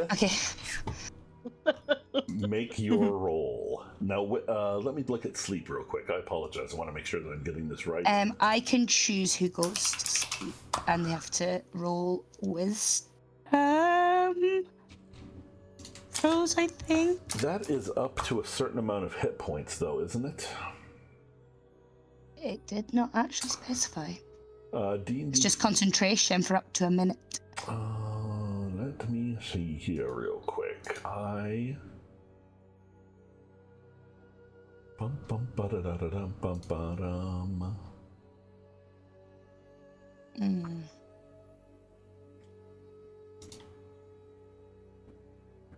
Because it's my Circle of Land spell.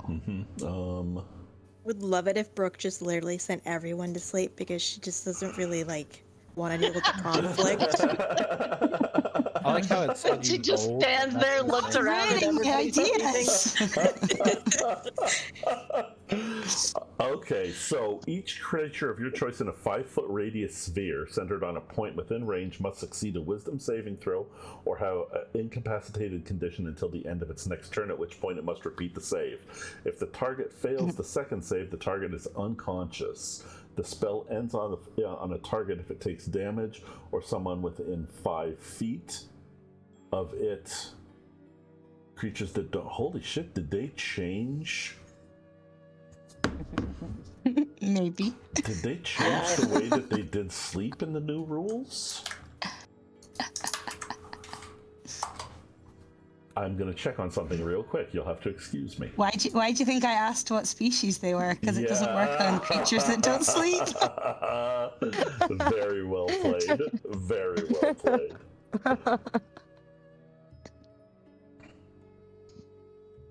So technically I can knock everyone out except Elver and Honora. What about if they were like an elf? I know that one over. Oh, are you an elf?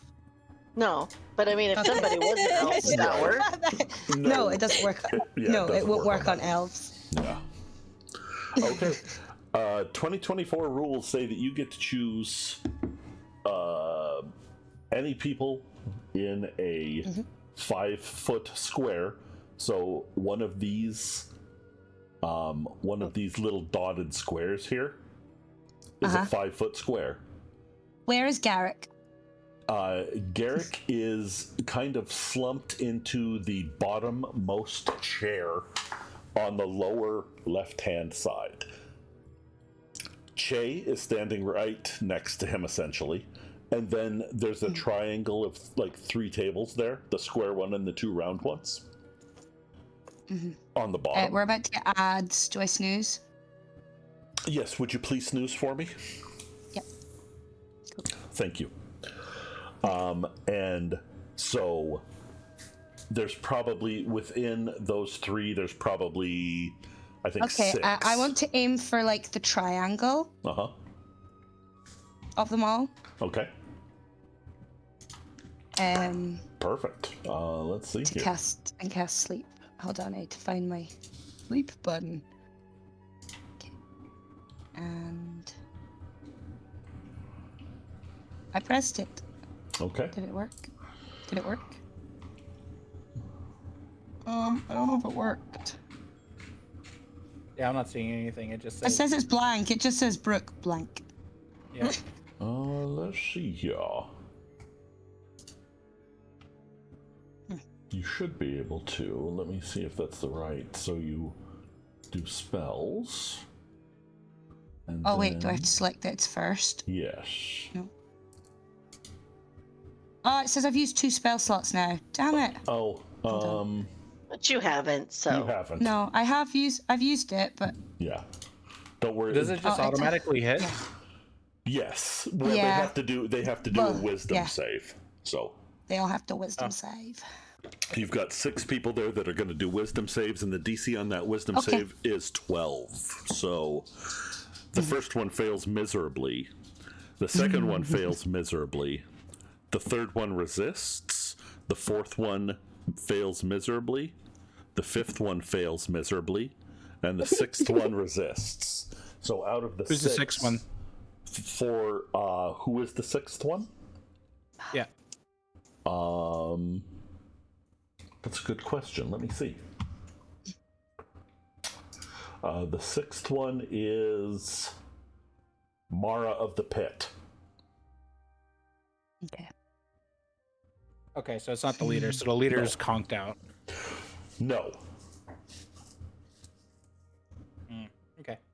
Oh, Okay. so you've got 2. So as long as you don't damage them, don't 2 hit that the guys made that are thingy. Yeah.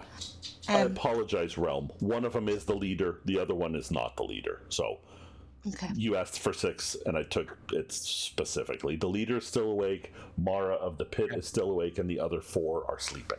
So. Okay. Okay. So. Yep. Go ahead. So. Sorry, I'm checking the map. No worries. So, like, I think I'm close enough to them. Oh, that's a good question. Or my bonus action, I can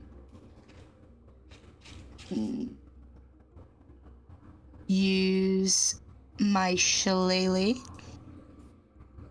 as a, like, the cantrip on it, so that it's magic. I can hit with magic as opposed to hitting with melee. Okay, fantastic. And I'll aim at whatever one's closest to me. I don't know if it's the leader or the other one. Okay.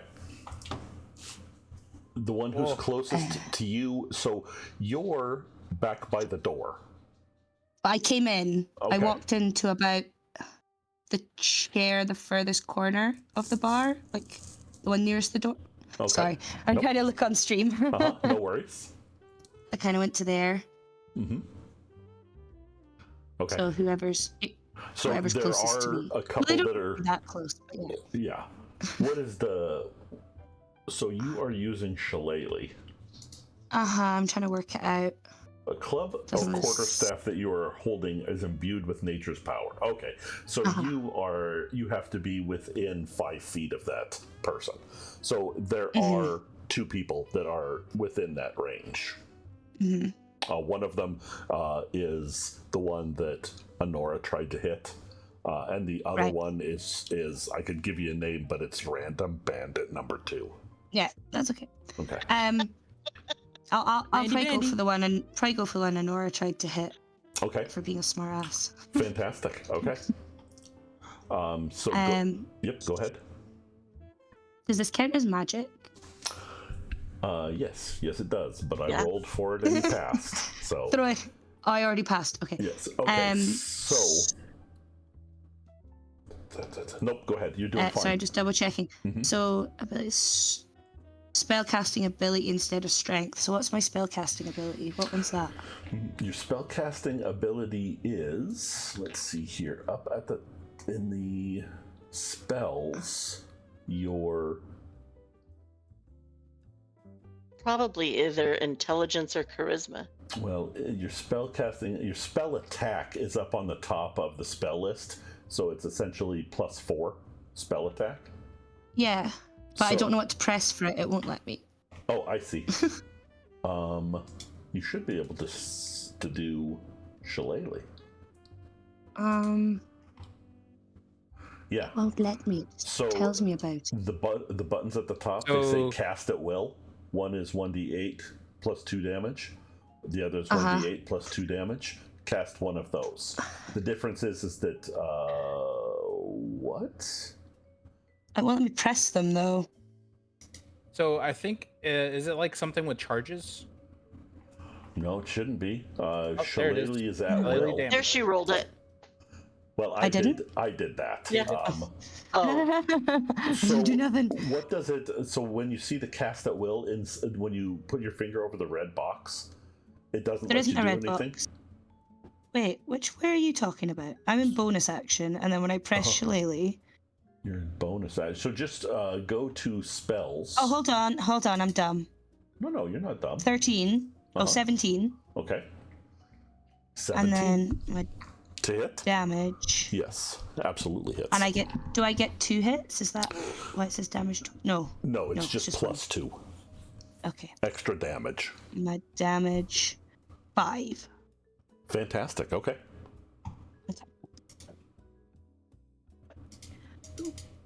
And I think that's me done. Okay. I'm just gonna like blow off the end of my shillelagh and just kind of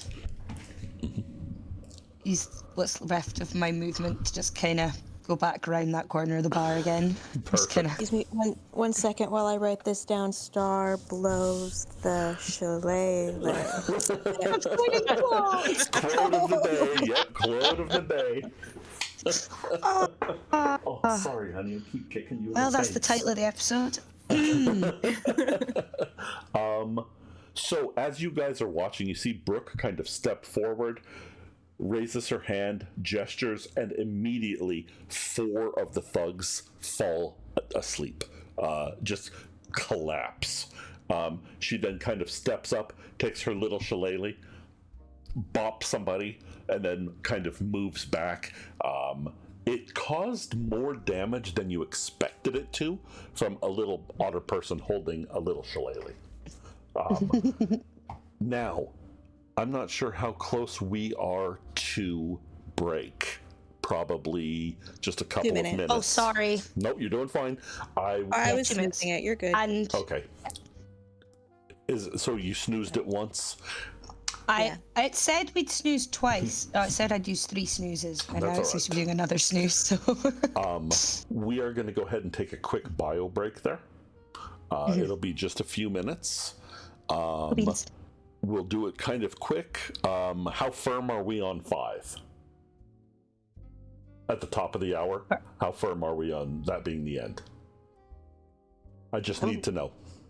I'm good. Loose as a goose. Yeah. I'm fine whenever. I can go longer. Okay, fantastic. If needed. Yeah. It's not going to be a whole lot over. I want to keep it. I want to keep us on it's a fine. pretty decent. But okay, all right. I've had extra coffee. We're good. I'm awake.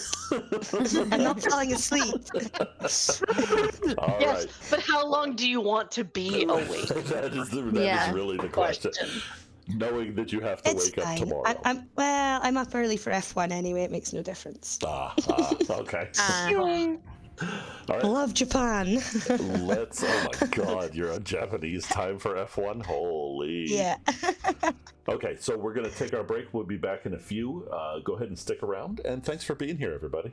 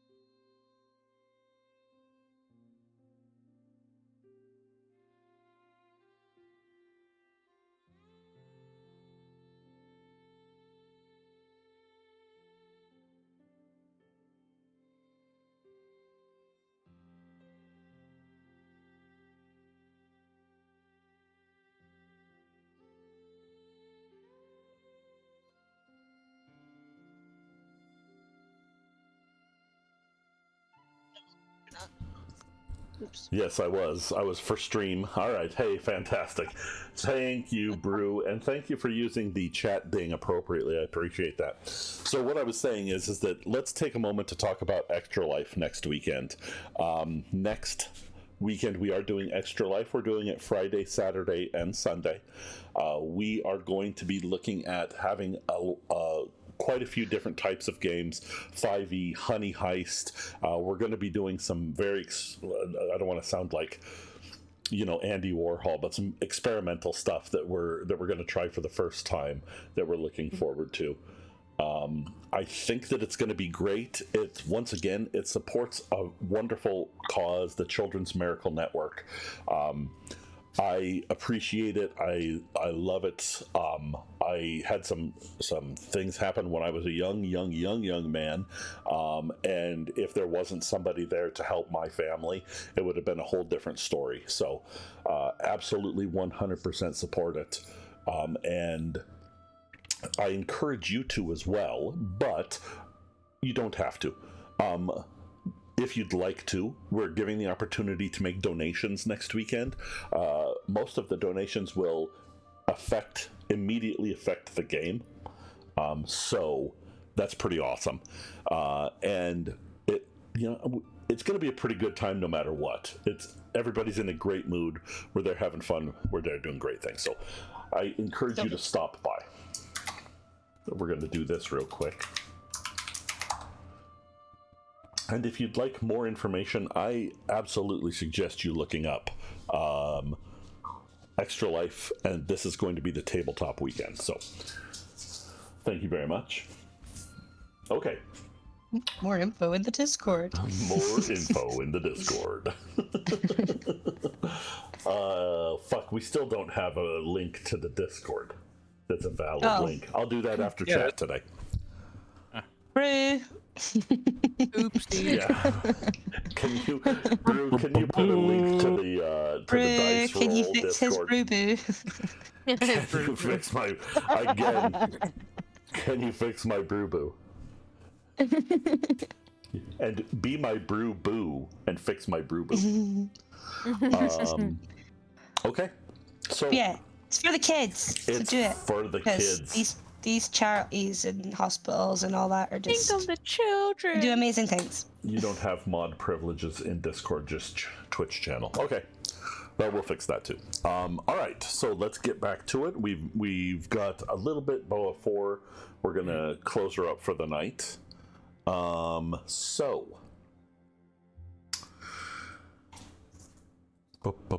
Brooke just went. So next, one of the thugs, the one that was standing that got stabbed by you, Inara, is going to attack you.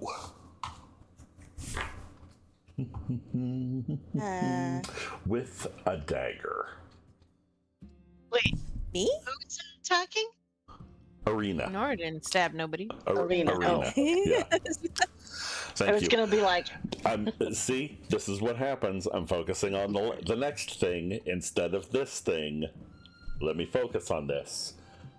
You're gonna Arena. stab somebody, Nora? A thug Yes. is going to try to stab you because you stabbed him. okay, and that's not one of the ones that's asleep. No. The ones that are asleep are farther away from you. Okay, My understanding is that the ones who are farther asleep are closer to Garrick. okay. Right. I thought Brooke said that she tried to put the leader asleep. No, No. like I tried to specify that. Like Yeah. she tried to put everybody asleep, but the leader was not asleep along with No. somebody of the pit. Yes. Okay. Yeah. Okay. A pit. So that's a 17. That is my armor class. Okay, so meet it, beat it. So you are looking at 3 points of damage.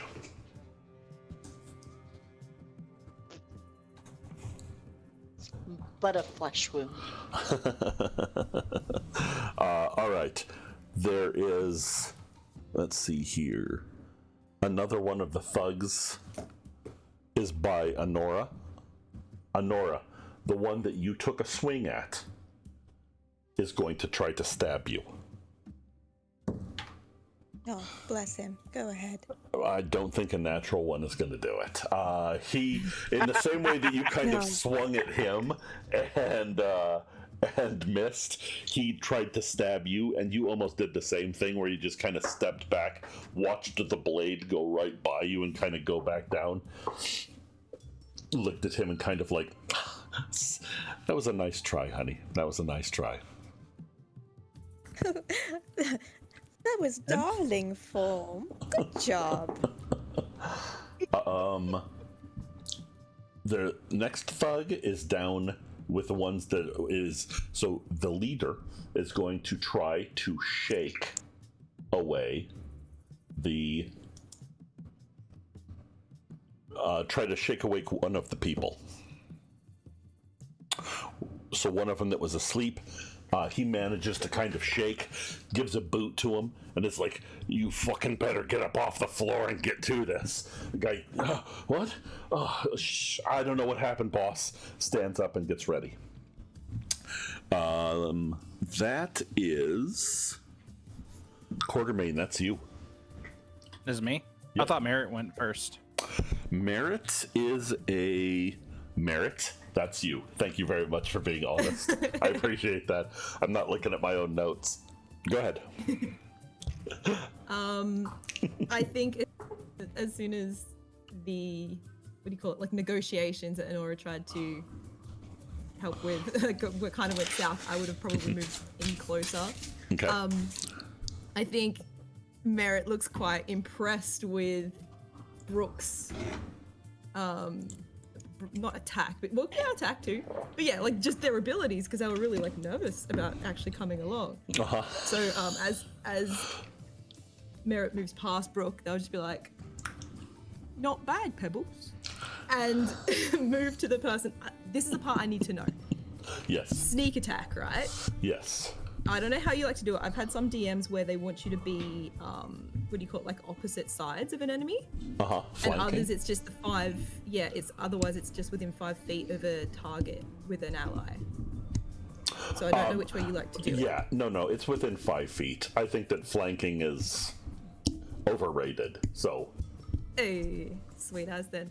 Then, if I can, may I please pull out my rapier and give him a bit of a jab? Absolutely. Dankeschön.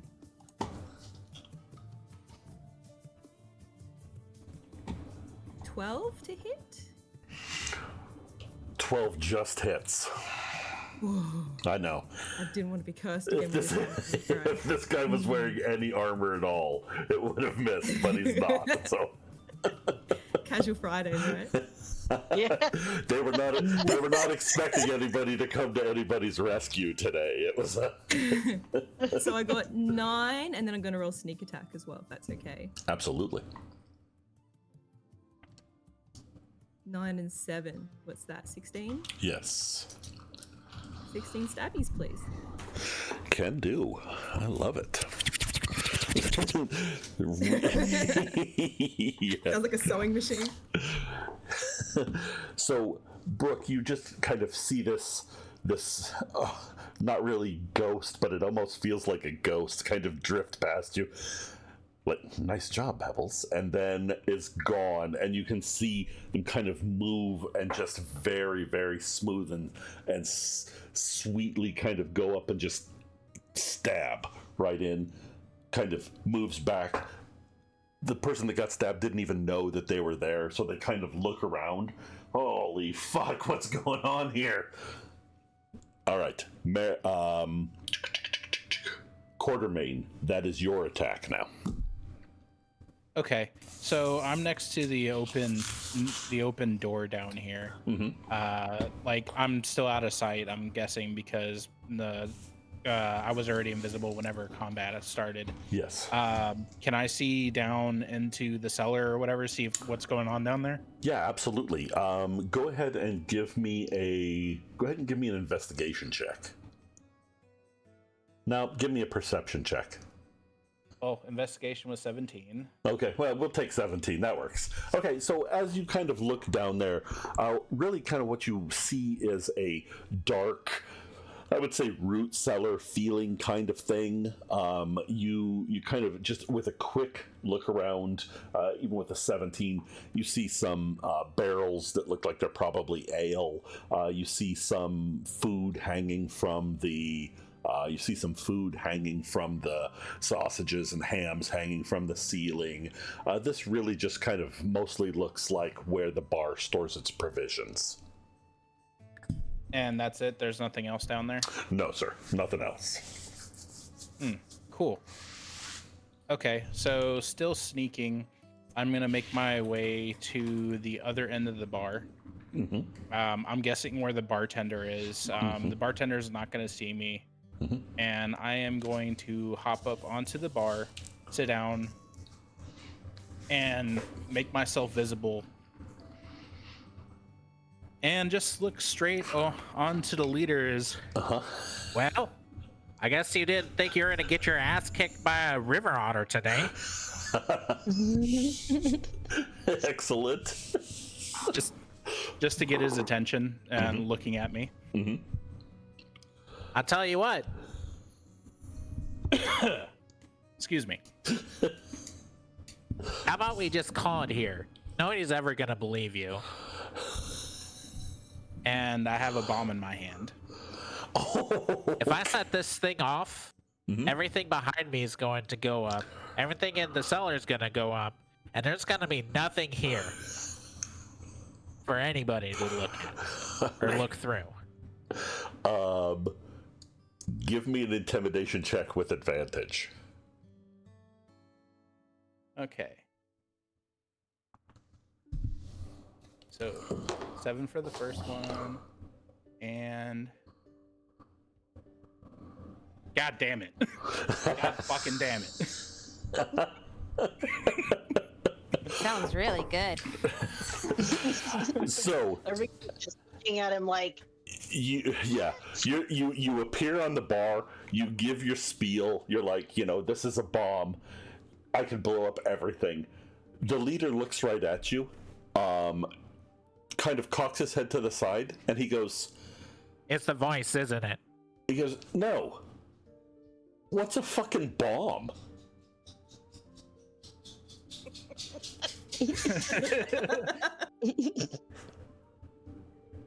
Hold on. He says, So it sounds like you think that's something that's going to intimidate me. I don't know what the fuck you're talking about. I'm gonna kill you all, and I'm gonna take this old man's money, and I'm gonna kill him too. Let's fucking get to it. Can Well, Brooke speak up answer- at that point? Sorry, just before he starts, she just turned around and goes, a definition of bomb is a container filled with explosive or incendiary material designed to explode on impact or when detonated by a timing, proximity, or remote control device. The leader of the thugs points at Brooke and goes, thank you. That information would have meant something a couple of minutes ago. Fucking kill them, boys. You do still have an action left if you'd like to take it.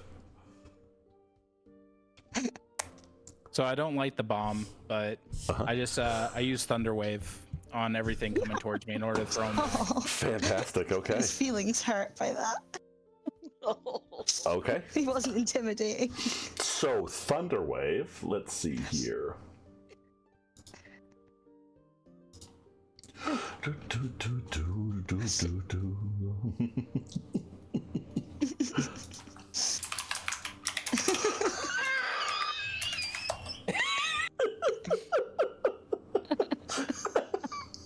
That was so good. All right, so you have got a Thunderwave is going to unleash a wave of thunderous energy. Each creature in a 15-foot cube originating from you make a Constitution saving throw. On a failed save, the creature takes 2d8 thunder damage and is pushed 10 feet away from you. Is that not magic? Yes, it is. I rolled for it, and there was no wild magic. I know, right? I even So here's the other thing that I'm just going to tell you while we're talking about wild magic, just for a second.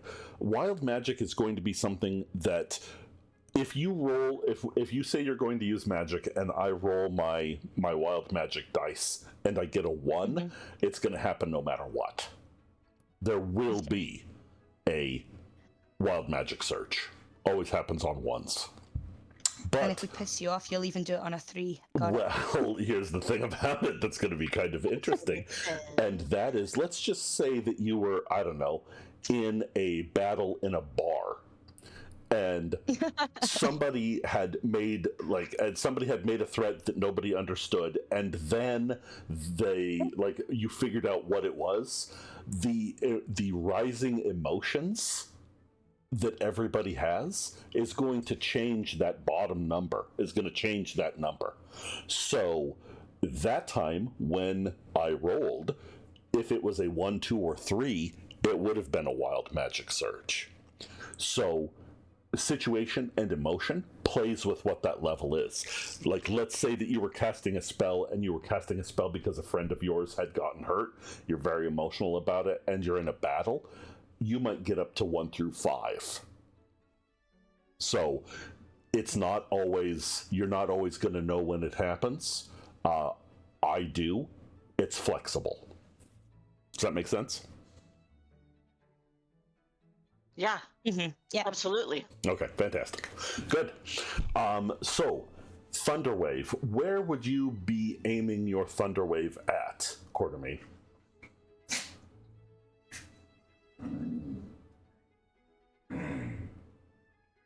I'm assuming everybody's still in the triangle, right? Yes. Well, yes and no. There's only 2 left from the triangle. There's the one down. So the one down on the floor here. So if you are looking at the bottom table with the wine on it, in between that table, the table above it, and the square table, there is about 6 thugs. 3 of them are currently asleep. 4.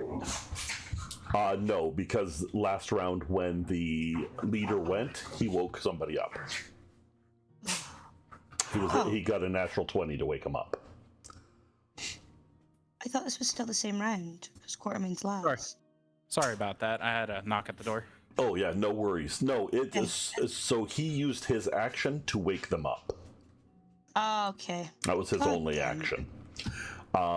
So you've got 6 down here in this triangle, and up here you have got 4.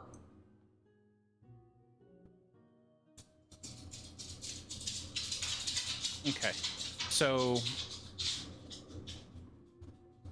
I'm guessing I'm at the bar, so the leader's gonna be closest to me, right?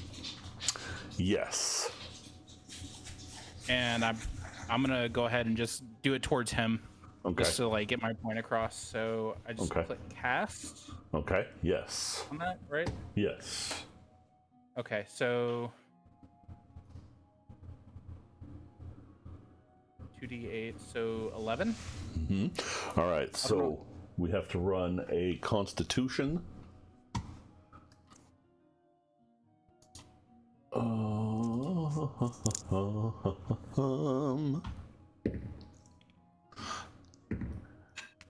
All right, the leader passes, the next one fails, the next one fails. The one Are of them... any of us in that? No, none of you are in it. Also, the one of them that was asleep passed it.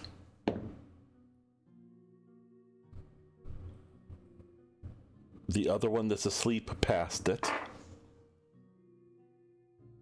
The other one that's asleep passed it. So, the 2 that did not pass it, the 2 that did not pass it take 11 points of damage. The 4 that were asleep, 2 of them passed it. So So they will take 5 points of damage. The other 2 didn't pass it, so they will take 11 points of damage, and they are now awake. Copy. Okay. So you kind of are sitting there on this bar. This guy has just fucking been mouthy. You hold out your hands, the thunder wave goes forth, and you can kind of just see the air, like the air normally ripples with the heat that's here. This is something that is just, it's like a wave passing through the air. You see it hit all 6 of them, and 2 of them that were asleep get thrown 10 feet, so they are up against the top table there with 3, not the top table, but the top of the triangle with the 3 chairs. Ugh, we're gonna do this in Foundry next time. It's so difficult. I need your mouse to point where you're talking about. I know. We'll have this in Foundry next time. It's gonna go over, but we'll do this in Foundry next time. So anyways, all 6 of them are awake. 2 of them are thrown up against the wall, and the other 4, like, you could see it hits them, but they do not fall over. They just, it's it's kind of like getting hit in the chest. Fuck.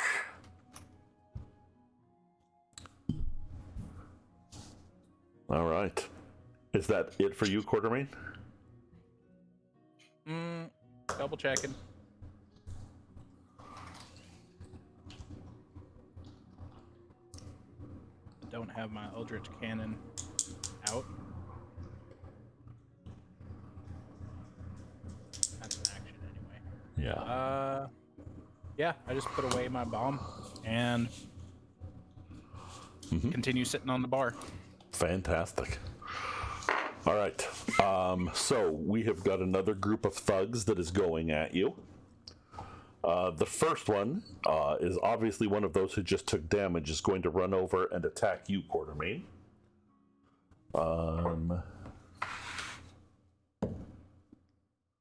They have got a 14.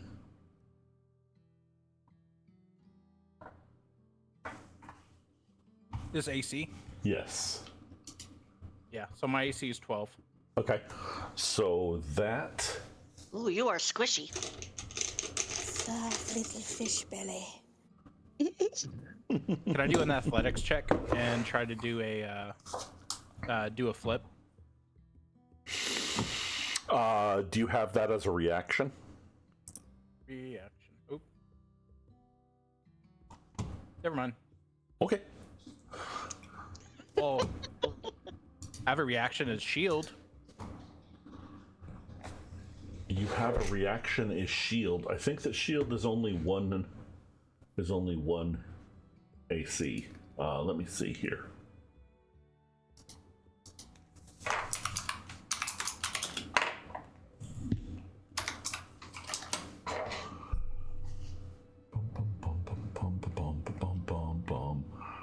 Shield.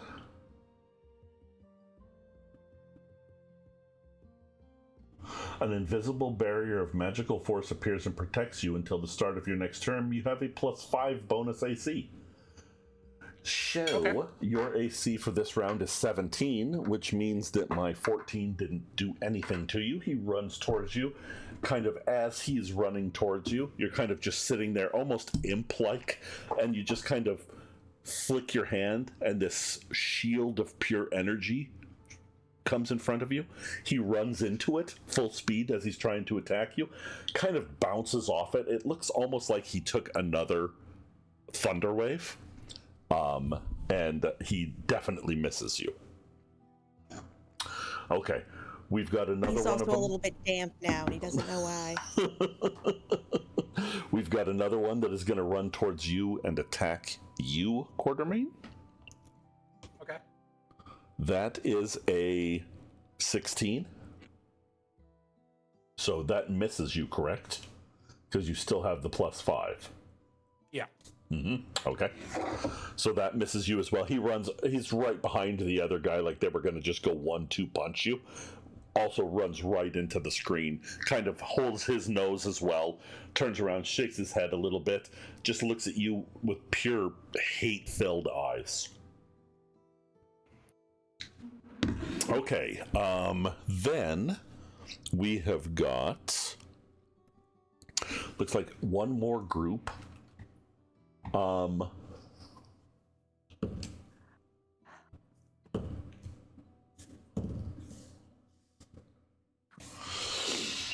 You see, of this group, 2 of them, one from down below that is now awake and injured, and one from up above are going to start running towards the door. So, if you would like, Arena, Andorra, and Elver, and Merit get an attack of opportunity if you want to take it. Is Andorra me, or is there another character in the... Okay, cool. Just checking. Honora. Oh, God, yes. Honora.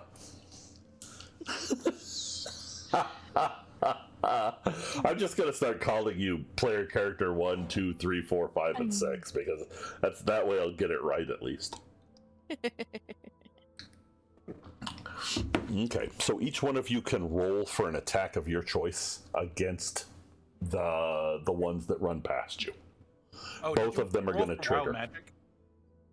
They're just trying to run away, right? They're not trying to... They're trying to run away. What was your question, Realm?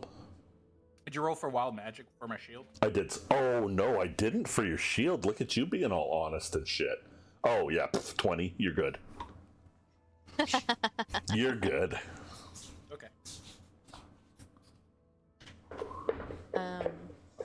So Honora is absolutely not going to try to stop anyone from running away. That solves her problem. The only thing that her goal is right now is to remove Garrick from this bar and return him to the guild bar, where she can lounge and sing hymns to her Excellent. pleasure. I don't know.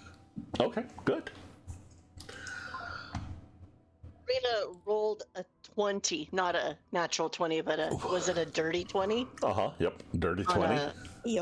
On an unarmed strike. On an unarmed strike. Okay, so go ahead and roll unarmed strike for me. The damage? Yes. Or? Yeah. The damage.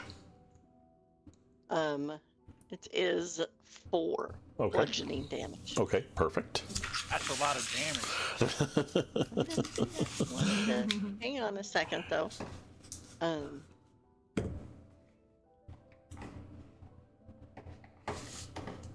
Okay, that's right. Okay, that's 4. Excellent. Okay. Elver, did I see you roll? Uh-huh. Uh-huh. I rolled a 10 for Okay. unarmed strike. Okay, that does miss. So they kind of are flying by you.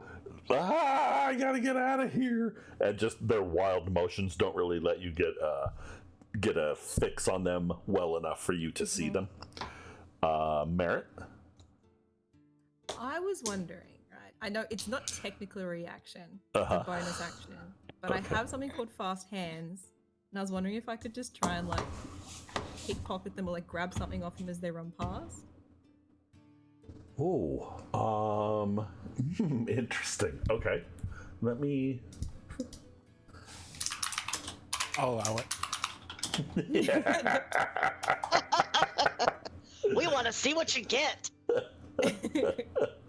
That's awesome. Gotcha, fun. Let's see here. I am not familiar with this, so I'm going to take a minute to make sure I have it. Because it's not technically a reaction. I'm just wondering if it'd be cool to do. Yeah, it'd be super cool to do it. Right? I feel like my character would, if they were quick enough. I'm gonna tell you the cool factor is I'm gonna allow it. It sounds like it's pretty fucking awesome. So, Thank you. Right, just a little sleight of hand check then, huh?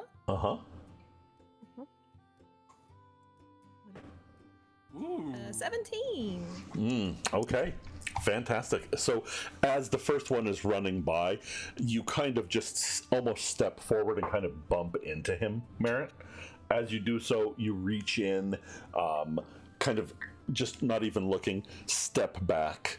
He keeps running, and as you look down at your pocket, you have a pouch in your hand now.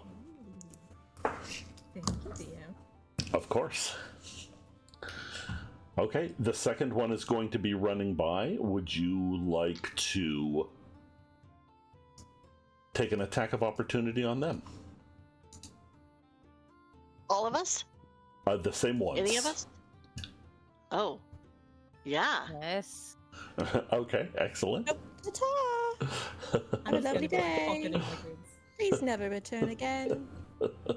I'll try and punch that guy too. Oh, I missed that one. 6. Yes, indeed, I you got did. a natural 1. Oh yeah. No, that's a natural 1, huh?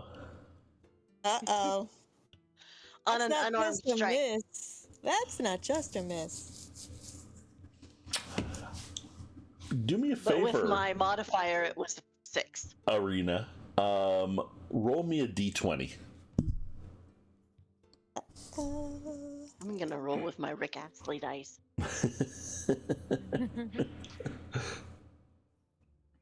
Never wait, gonna get it, you will.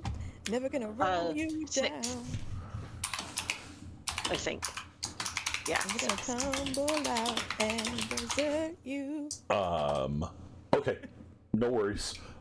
You absolutely swing at this character and miss. When you miss, you almost swing around, like your momentum almost carries you around so that it looks like you are headed right towards Honora, to punch Honora. But you kind of pull yourself back, and manage to just like tense up everything, stop just short of punching Honora. Yeah. That could really hurt your hand.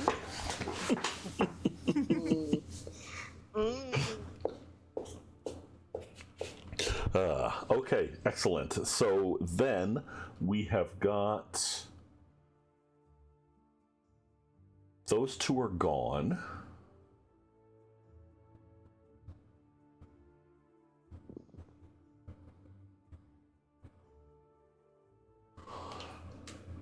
Okay, I tell you what. The first round of combat is over.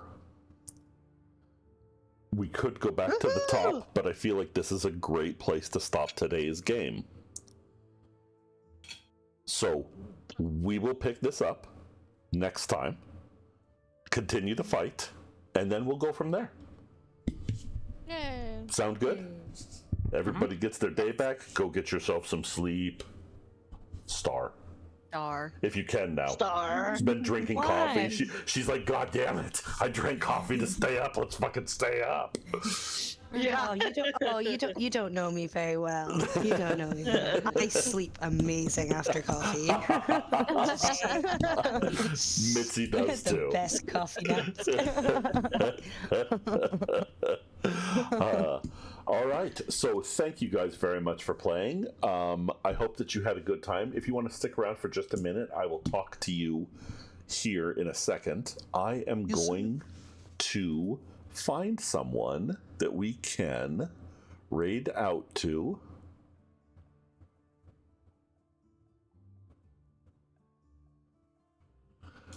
Eric, Game Master Eric is playing, so let's get ready to go over there and give them some love. Let's see here. Thanks everybody for being here. I appreciate it. I hope you had a good time if you were watching today. These games are always a blast. I love them to death. We will be back in 3 weeks to continue this if we can wait that long. So next weekend, Extra Life. Fucking be here, people. Let's see here. We'll start this. Actually, 4 weeks. Sorry. Oh, is it 4 weeks? Yeah. May 3rd. May 3rd. Mitzi, no, shush, 3 weeks. You all are Thank going to be you. really disappointed. All right, friends. Well, we are going to say goodbye for the day. Hope you have a good one. Thanks for being here, and we will see you next time.